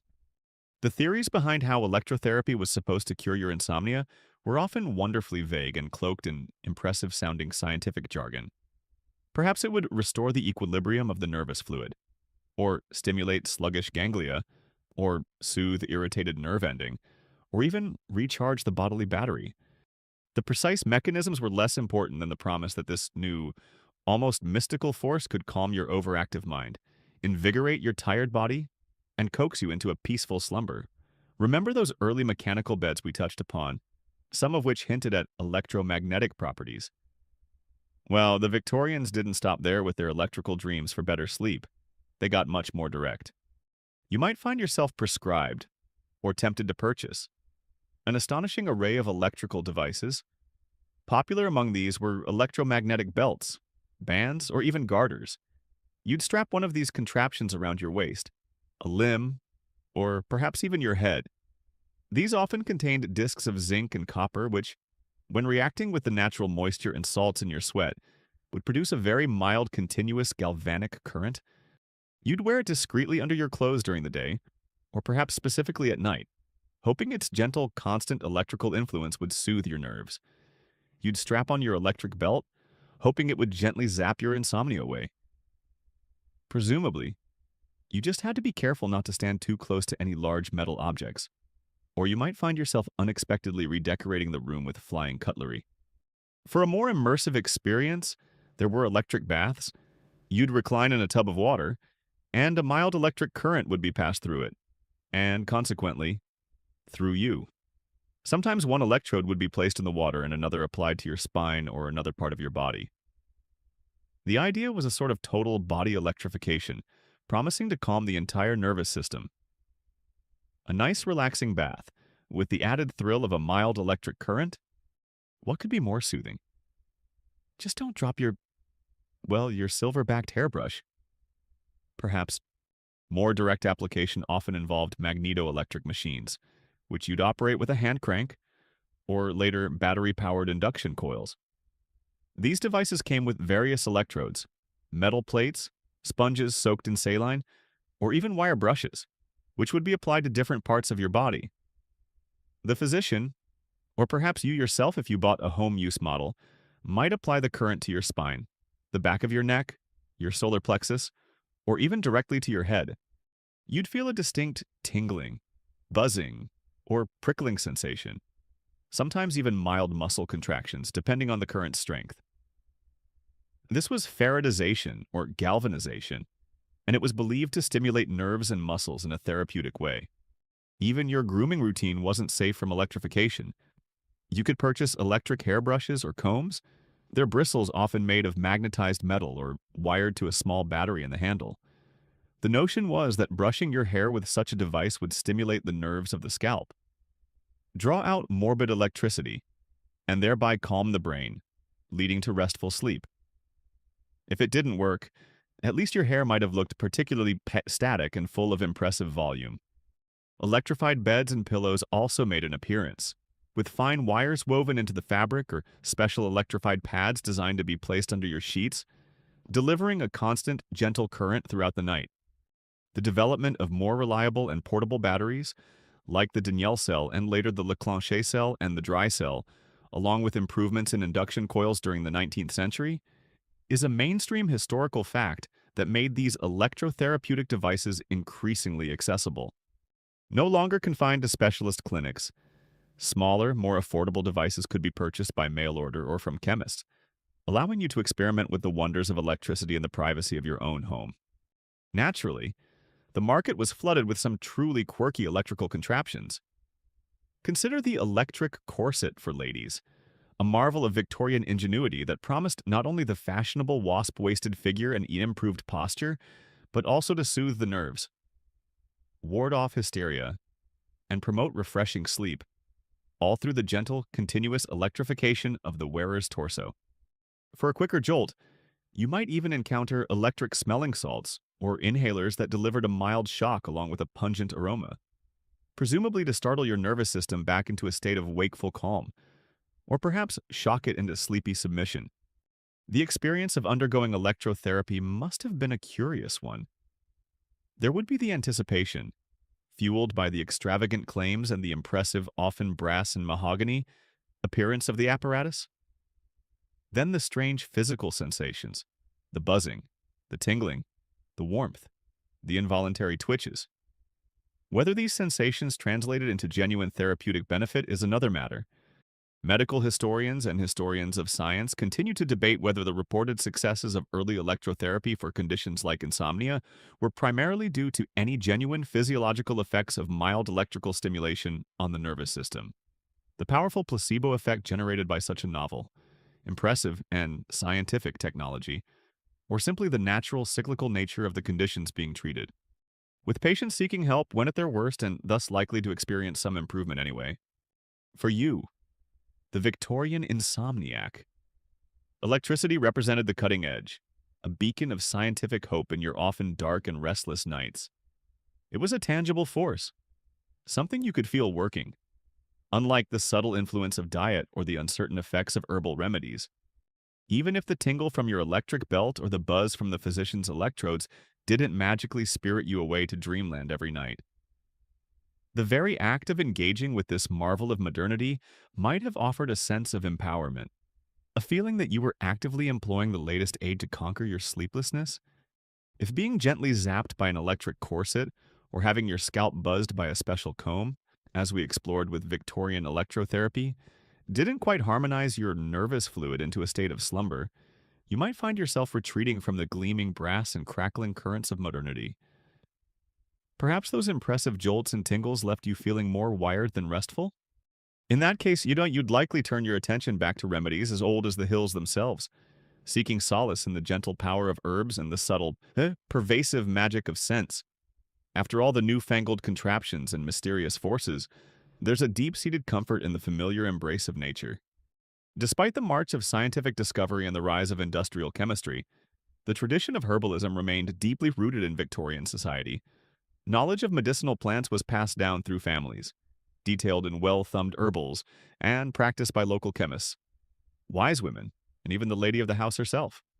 For many, these simples, remedies made from a single herb, and traditional compounds offered a gentler, more accessible, and often more trusted path to healing and, importantly for you, to sleep. The belief that nature provided a cure for every ailment was still very much alive. So, what botanical treasures might you call upon to woo the reluctant Sandman hops? For instance, were a well-known sedative, beyond their critical role in brewing your evening pint of ale, which itself could be soporific. Dried hop flowers were often used to make a mildly bitter tea or tincture, thought to calm the nerves and encourage drowsiness. Perhaps most famously, you might sleep on a hop pillow, a small cushion stuffed with dried hops. The faint, earthy aroma believed to lull you to sleep. It was like trying to get a head start on that sleepy feeling you get after one too many ales. But without the actual ale, or the ensuing headache. Then there's valerian root, a herb with a formidable reputation for both its sedative effects and its rather pungent aroma. Valerian tea or tincture was a go-to remedy for nervousness, anxiety, and insomnia. The smell has been politely described as earthy or musky, and less politely as strongly reminiscent of well-worn socks or a particularly ripe cheese. You really had to be committed to achieving sleep to get past the first whiff. But many swore by its calming power. Chamomile tea, with its delicate apple-like fragrance, was a much more palatable option, cherished for its ability to soothe an upset stomach, a common contributor to sleeplessness, and gently calm the mind. Lavender, of course, was the quintessential Victorian scent of tranquility. While its aromatic uses were paramount, lavender flowers were also infused to make a calming tea or added to cordials. Lemon balm, or melissa, with its bright, citrusy scent, was another favorite for lifting the spirits and calming frazzled nerves, often taken as a tea. And while the potent opium poppy was the source of the laudanum we've already discussed, other milder members of the poppy family, or specific preparations like poppy head tea made from the dried seed heads. And one had to be careful here as it could still contain opiates, were sometimes used in folk medicine to promote rest. The red corn poppy, a common field flower, was more symbolic of sleep, but its petals might still find their way into a gentle infusion. Passion flower, though perhaps gaining wider recognition towards the later part of the century, was also beginning to be noted for its sedative properties, particularly for restless anxiety. These herbal remedies were prepared in various ways. Infusions, or teas, were the simplest, involving steeping the plant material in hot water. Decoctions required simmering tougher parts like roots or bark. Tinctures, made by soaking herbs in alcohol, created more concentrated and longer-lasting preparations. Your local chemist would have rows of these dark bottles. Syrups, sweetened with sugar or honey, made some of the bitterer herbs more palatable, especially for children. And of course, herbs could be dried and powdered, to be taken in capsules or mixed with a little jam. Many Victorian gardens, from the grand estates with their dedicated physic gardens to the humble cottage plot, would have cultivated a selection of these essential medicinal herbs. A mainstream historical fact is that the still room in larger households was a dedicated space, often run by the housekeeper or the lady of the house, for drying herbs and preparing not just culinary flavorings and preserves, but also a wide array of herbal remedies, cordials, and fragrant waters. This brings us to the delightful realm of aromatherapy, Victorian style. The belief that pleasant and therapeutic scents could positively influence mood and promote sleep was widespread. Lavender, again, reigns supreme here. Small sachets filled with dried lavender flowers would be tucked amongst linens in drawers and cupboards, and, most importantly, slipped inside pillowcases, releasing their calming fragrance throughout the night. Your Victorian linen cupboard probably smelled permanently and delightfully of lavender. It was the 19th century air freshener, moth repellent, and anti-anxiety toolkit, all rolled into one fragrant little bag. Lavender water, an infusion or distillation, might be sprinkled on bed sheets or dabbed onto a handkerchief to be inhaled. Beyond lavender, those hot pillows provided an olfactory route to drowsiness. Rosewater and orange flower water, with their sweet, delicate floral scents, were popular toilet waters, used as skin toners and personal fragrances, but also valued for their calming properties. A handkerchief sprinkled with one of these might be kept by the bedside.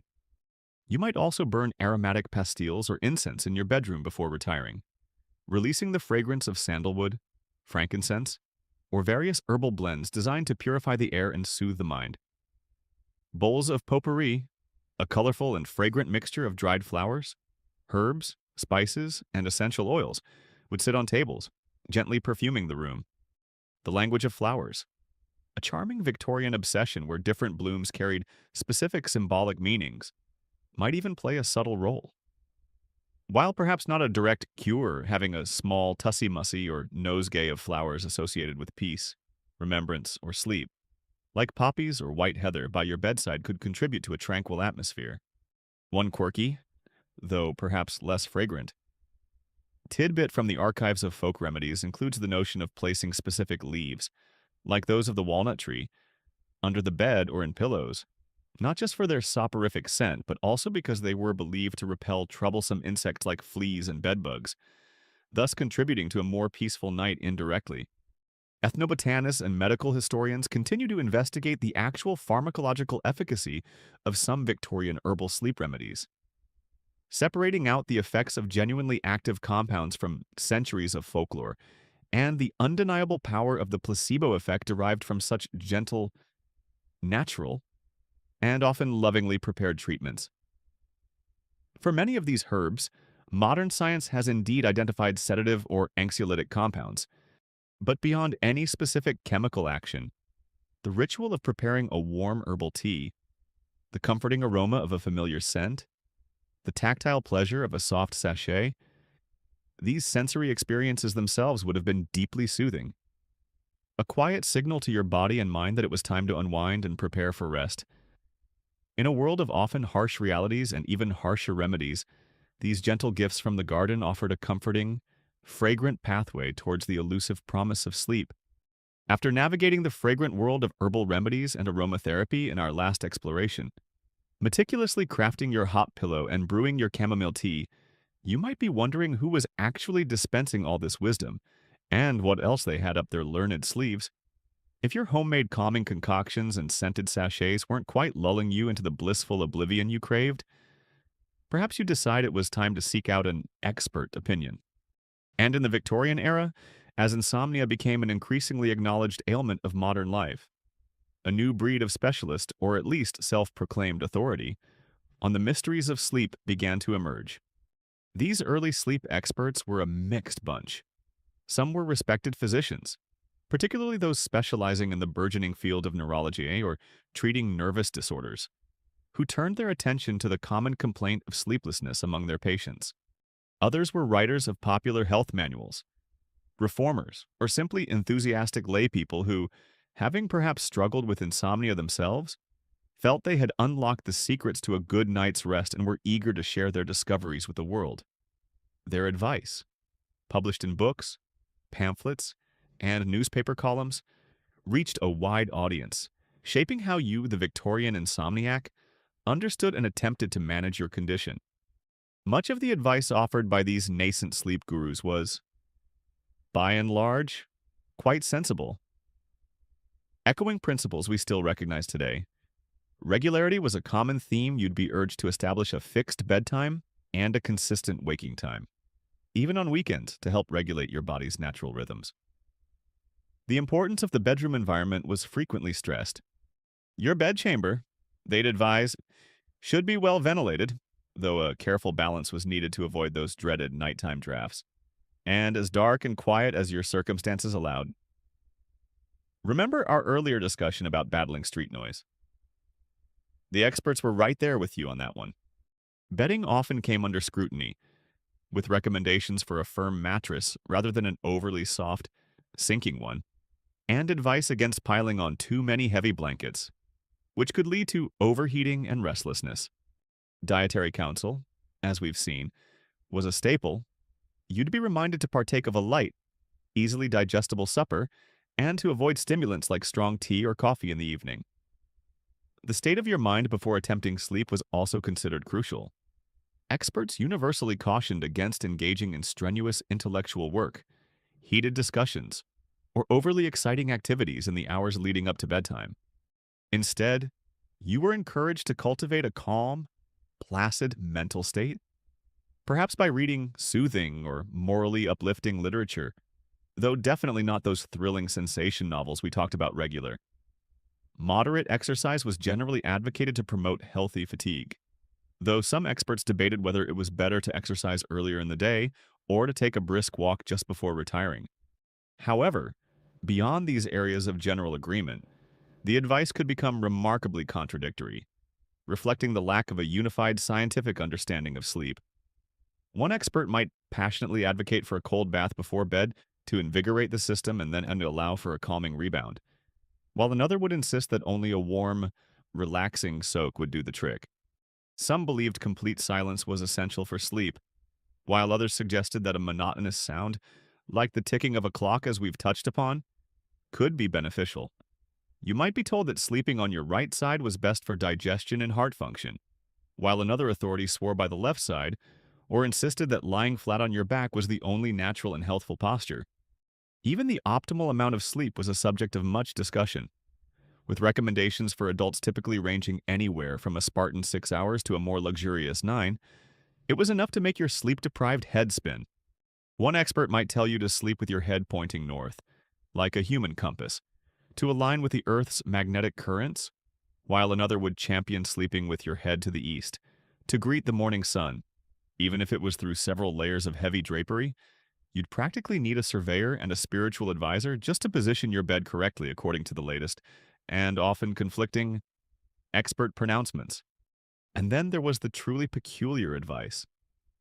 Some experts laid great stress on pre-sleep rituals that went far beyond a simple cup of chamomile. You might find elaborate instructions for systematically emptying your mind of all thoughts. An easy feat. Right. Especially when the main thought is, I must empty my mind so I can sleep. Just don't think about that looming bill, that awkward social encounter, or the fact that you're trying desperately not to think. Good luck with that. There were also detailed prescriptions for specific physical postures to adopt while trying to fall asleep, or injunctions against thinking about certain topics, such as money, business worries, or anything that might agitate the passions. Specific types of nightcaps, the headwear kind, made of silk or flannel, were sometimes recommended to keep the head at an even temperature, or even special pillows designed to support the neck in a particular sleep-hygienic way. And the old fear of night air or miasmas still lingered for some, leading to advice about how much or how little a window should be opened, regardless of stuffiness. The 19th century saw a significant proliferation of popular health and self-help literature, a mainstream historical fact that meant medical and quasi-medical advice, including voluminous guidance on sleep, became more accessible to the general public than ever before. Books by authors like Dr. William Whitty Hall, whose work Sleep or the Hygiene of the Night was widely read, or Dr. George Miller Beard, who wrote extensively on neurasthenia, nervous exhaustion, and its profound impact on sleep, were influential. These manuals offered a blend of practical tips, physiological theories of varying accuracy, and often a good dose of moral exhortation. Among the more quirky strains of advice, you might encounter the followers of Sylvester Graham, the man behind the graham cracker. Believe it or not, Grahamites advocated a rather austere lifestyle for overall health and moral purity, which included sleeping on very hard mattresses, often without pillows, and with windows thrown wide open year-round, regardless of the weather. This, they believed, promoted not only better sleep, but also greater fortitude and resilience. Another peculiar focus was on foot temperature. Some experts insisted that your feet must always be kept significantly warmer than your head to draw blood away from the brain. This led to recommendations for specific woolen bed socks, elaborate foot warming contraptions using hot water or heated bricks, or even pre-sleep foot soaks. Medical historians continue to assess the degree to which these early sleep experts based their advice on empirical observation and patient outcomes versus prevailing social theories of the time, contemporary moral biases, or simply their own personal idiosyncrasies and pet theories. It was a confusing landscape for you, the earnest Victorian insomniac. One week, you might be diligently following one expert's advice to the letter, only to read a compelling counter-argument from another supposed authority the following week, leaving you to wonder whose wisdom to trust in your ongoing nightly battle for rest. If you, as a Victorian adult, found the conflicting advice from all those sleep experts we just discussed utterly baffling, leaving your head spinning with directives about which way your bed should face or whether a cold plunge was superior to a warm soak, imagine the plight of your little ones. Children, too, suffered from sleepless nights, and the remedies and approaches applied to them were a unique, and sometimes frankly alarming, blend of affection, desperation, and stern Victorian principle. Their tiny bodies and developing minds were subject to a whole different set of theories and, alas, a different arsenal of cures when sleep proved elusive in the nursery. Victorian society often viewed children through a dual lens. On one hand, they were innocents to be cherished, but on the other, they were seen as miniature adults who needed to be rigorously trained in discipline, morality, and self-control from the earliest age. When it came to sleep, a child who cried, fussed, or refused to settle was not always met with patient understanding. Common culprits for childhood sleeplessness, as understood at the time, included the undeniable miseries of teething, the gripes and windy discomforts of colic, or perhaps an overstimulating romp in the nursery just before bedtime. If your little Algernon or Evangeline couldn't sleep, it could be blamed on anything from an overindulgence in those newfangled sweet biscuits to a fear of the dark often interpreted as a sign of a vivid imagination needing firm handling, or even the dreaded intestinal worms, a constant concern in Victorian hygiene. Of course, many of the initial approaches were gentle and loving, things any parent today would recognize. You'd rock your baby in a cradle or in your arms, the rhythmic motion a timeless soother, though some childcare experts of the day warned that excessive rocking might spoil the child, creating a tiny tyrant who demanded constant motion to fall asleep. To rock or not to rock, that was the serious nursery question. Singing lullabies, those soft, repetitive melodies, was a universal comfort. A warm drink, perhaps diluted milk or a thin, sweet gruel like arrowroot porridge or barley water, might be offered. Ensuring the child was warm enough, but not too warm, with dry swaddling or nightclothes, was basic common sense. Though in drafty, poorly heated Victorian homes, maintaining that perfect temperature could be a nightly challenge. Establishing a predictable bedtime routine, even a simple one, was also understood by many to be beneficial. Dietary interventions for children were common. Bland, easily digestible foods were favored, especially for the evening meal. Sweets or rich. Stimulating foods were definitely off the menu before bed. Carminatives, substances believed to relieve gas, were popular for colicky babies. Dill water or a weak fennel tea were common household remedies. Gentle herbal preparations were also employed. A mild chamomile tea might be given for its calming properties, or a few drops of aniseed cordial. These were generally seen as safe and natural ways to settle a restless infant or child. However, we must now turn to a much darker chapter in the story of Victorian childhood sleep, cures the widespread and devastating use of opiate-laden patent medicines. Those infamous soothing syrups. We touched upon these in Section 8 when discussing adult patent medicines, but their impact on children was particularly tragic. Products like Godfrey's cordial, which often contained laudanum, treacle, and spices, and the ubiquitously advertised Mrs. Winslow's soothing syrup containing morphine sulfate, among other ingredients, were marketed directly and aggressively to mothers and nurses as a miraculous solution for fretful, crying, or sleepless babies. And they worked in the most insidious way possible, by drugging the child into a stupor. A few drops could silence a teething infant or a colicky baby for hours, giving exhausted parents some desperately needed respite. The tragic reality, a mainstream historical fact of the era, was that high infant mortality rates, often due to disease, malnutrition, and poor sanitation, created a backdrop where such infant quietners became widely accepted. partly out of sheer desperation and a profound lack of understanding of their addictive nature and lethal potential in tiny bodies. These syrups were cheap, readily available without prescription from chemists, grocers, and even sweet shops. Many a Victorian child was dosed regularly, leading to addiction, developmental problems, accidental overdose, and far too often death. They were grimly nicknamed baby killers for a reason, yet their use persisted for decades, a testament to clever marketing and the immense pressure on parents to maintain a quiet, orderly nursery.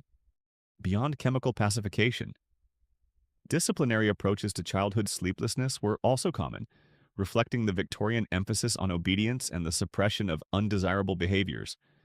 A child crying at night might be interpreted not as distressed, but as stubborn, manipulative, or simply naughty.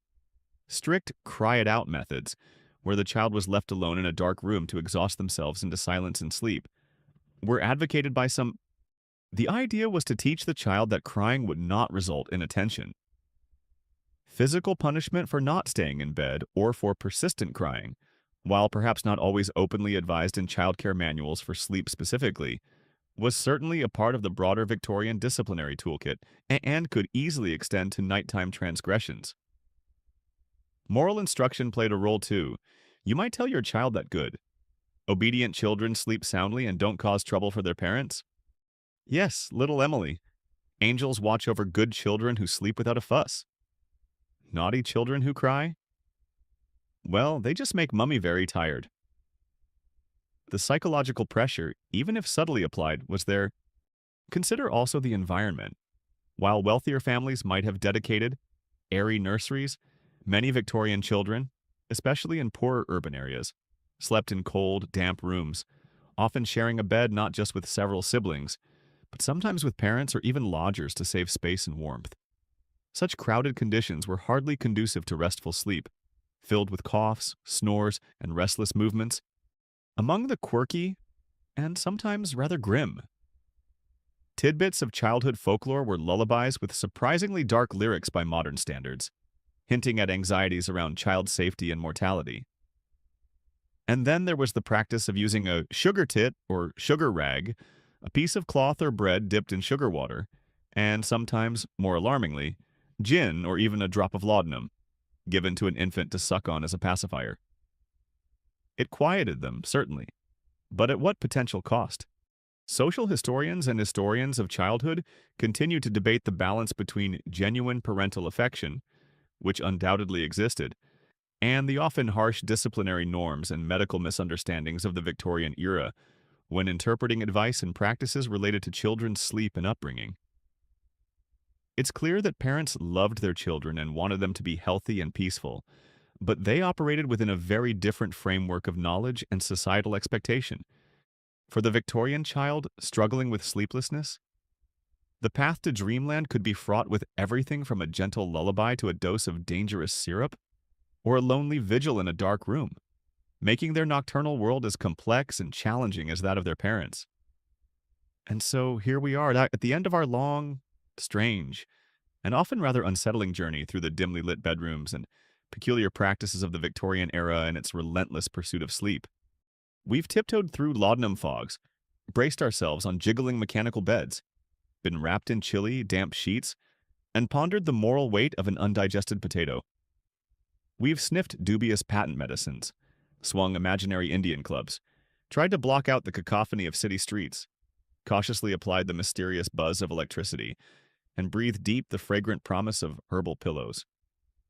It's been quite the nocturnal adventure, and hasn't it? What you, as a modern observer peering back through the mists of time, can see is that this whole chaotic, sometimes comical, often tragic, array of Victorian attempts to conquer insomnia wasn't just a collection of bizarre historical footnotes.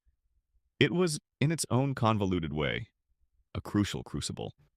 The sheer desperation, the ingenuity, however misguided, and the very public discussion surrounding sleeplessness in the 19th century began to lay the groundwork, however unevenly, for a more rational, scientific understanding of sleep itself. Think about the widespread and often devastating consequences of unregulated remedies, particularly those opiate-laced soothing syrups and cure-alls we shivered at, eventually fueled public outcry and spurred governments towards much-needed regulation. The Pure Food and Drug Act of 1906 in the United States, and similar legislative efforts elsewhere around the turn of the century, were partly born from the grim lessons learned from these dangerous concoctions. The Victorian experience underscored the dire need for safety, efficacy, and transparency in what people consumed for their health and slumber. Simultaneously, the earnest, if sometimes flawed attempts by Victorian physicians to understand conditions like neurasthenia or hysteria, those catch-all terms for nervous exhaustion and a host of largely unexplained symptoms, including insomnia, began to shift the focus. While moral failings were still, as we saw, often invoked, a growing number of medical minds started to look for physiological and psychological underpinnings. The detailed case studies by doctors like George Miller Beard in America or Jean-Martin Charcot in France, even if their theories are now outdated, represented early efforts to systematically observe and categorize conditions where disturbed sleep was a prominent feature. This was a slow turn away from mere moralizing towards clinical investigation. While true, dedicated sleep research laboratories with electroencephalograms, EEGs, charting brainwaves were still a few decades in the future. Hans Berger's discovery of human brainwaves in the 1920s would be a pivotal moment, a mainstream historical fact that truly launched modern sleep science. The Victorian era sowed some important seeds. The meticulous record-keeping of some physicians, the popular health manuals that encouraged individuals to observe their own sleep patterns, however subjectively, and even the intense debates amongst sleep experts about optimal sleep duration or bedroom conditions, all contributed to a growing body of thought and a heightened awareness. Some of the sensible advice that trickled through: the importance of routine, a quiet and dark environment, a comfortable bed, avoiding heavy meals or stimulants before bed. These are principles that have endured and form the very bedrock of what we now call sleep hygiene. So, while your Victorian counterpart might have been trying to sleep while wearing an electric garter and worrying about the moral implications of their late-night cheese, they were, in their own strange way, part of a movement that would eventually lead to your comfy mattress, your blackout curtains, and perhaps even your favorite white noise app. Of course, there were plenty of dead ends. The belief that the direction your bed faced could cure your insomnia, or that a mild electric shock was a universal balm for frayed nerves, largely faded as more scientific approaches gained traction. The extreme moralizing, blaming sleeplessness solely on personal sin, thankfully gave way to more compassionate and nuanced understandings of mental and physical health. Yet, historians of science continue to trace the complex threads connecting the often empirical and sometimes haphazard observations of Victorian-era physicians regarding sleep to the later development of formal laboratory-based sleep research, debating which specific Victorian insights truly catalyzed scientific progress versus those that were merely curiosities of their time. One quirky, lingering notion that illustrates the transition is how some late Victorian and Edwardian futurists imagined sleep being managed in the 20th century. Alongside visions of flying machines and moving pavements, you might find speculations about sophisticated electrical apparatuses that could induce perfect, timed sleep at the flick of a switch, or even chemical elixirs that would eliminate the need for sleep altogether, allowing humanity to be productive 24/7. A rather alarming thought that perhaps misses the point of rest entirely, but shows that enduring human desire to control and optimize this fundamental biological process. The legacy, then, is a mixed one. The Victorians, in their often desperate quest, highlighted the profound human need for restful sleep and the suffering that its absence entails. They demonstrated, through countless failed and sometimes harmful experiments, the limits of folk wisdom, quackery, and purely moralistic explanations. They also, inadvertently, pushed medicine and society towards demanding better, safer, and more scientifically grounded solutions. If there's one thing we learned from their exhaustive and often exhausting efforts, it's that understanding sleep is a complex business, and perhaps, just perhaps, being gently jiggled by a steam-powered bed isn't the ultimate answer. Groundbreaking stuff. I know. Their struggles, their anxieties, and their often bizarre innovations ultimately underscored that sleep is not a luxury, but a vital component of health and well-being. worthy of serious inquiry. And now, as our journey through the shadowy corridors of Victorian nights draws to its close, allow the echoes of those past anxieties and peculiar remedies to recede. The clatter of carriages on cobblestones, the hiss of the gas lamp, the earnest pronouncements of long-gone sleep experts, the faint scent of laudanum and lavender.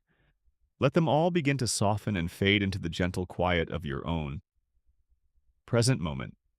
You've listened patiently as we've navigated through times when a good night's rest seemed a commodity to be chased with sometimes frightening zeal, a puzzle to be solved with often bewildering tools. Unlike those Victorians, who might have felt the weight of moral judgment for their sleeplessness, or who faced remedies far more alarming than the ailment itself. You can rest assured that your own need for peace and quiet is valid, understood, and deserving of gentle care. The path to your own rest tonight need not involve any perplexing machinery, no questionable elixirs, no vigorous dry friction rubs. There are no stern lectures on the moral necessity of slumber awaiting you, only the soft invitation of your own comfortable bed. Imagine the heavy velvet curtains of the past drawing fully closed, their patterns dimming, their purpose fulfilled. The flickering gaslight outside your historical window is now just a distant, gentle glow, fading completely as you turn towards the comfort of your own familiar surroundings. The ticking of the grandfather clock in a long-ago hallway becomes fainter, and fainter still, until it merges with the soft, steady rhythm of your own quiet breathing. You are here, now, in your own space, your own time, leaving behind the trials and tribulations of those who sought sleep so earnestly, so long ago. Let the peace of this moment envelop you, a soft blanket of calm. There is nothing more to learn tonight, nothing more to explore, only the gentle, easy descent into your own, well-deserved, peaceful dreams.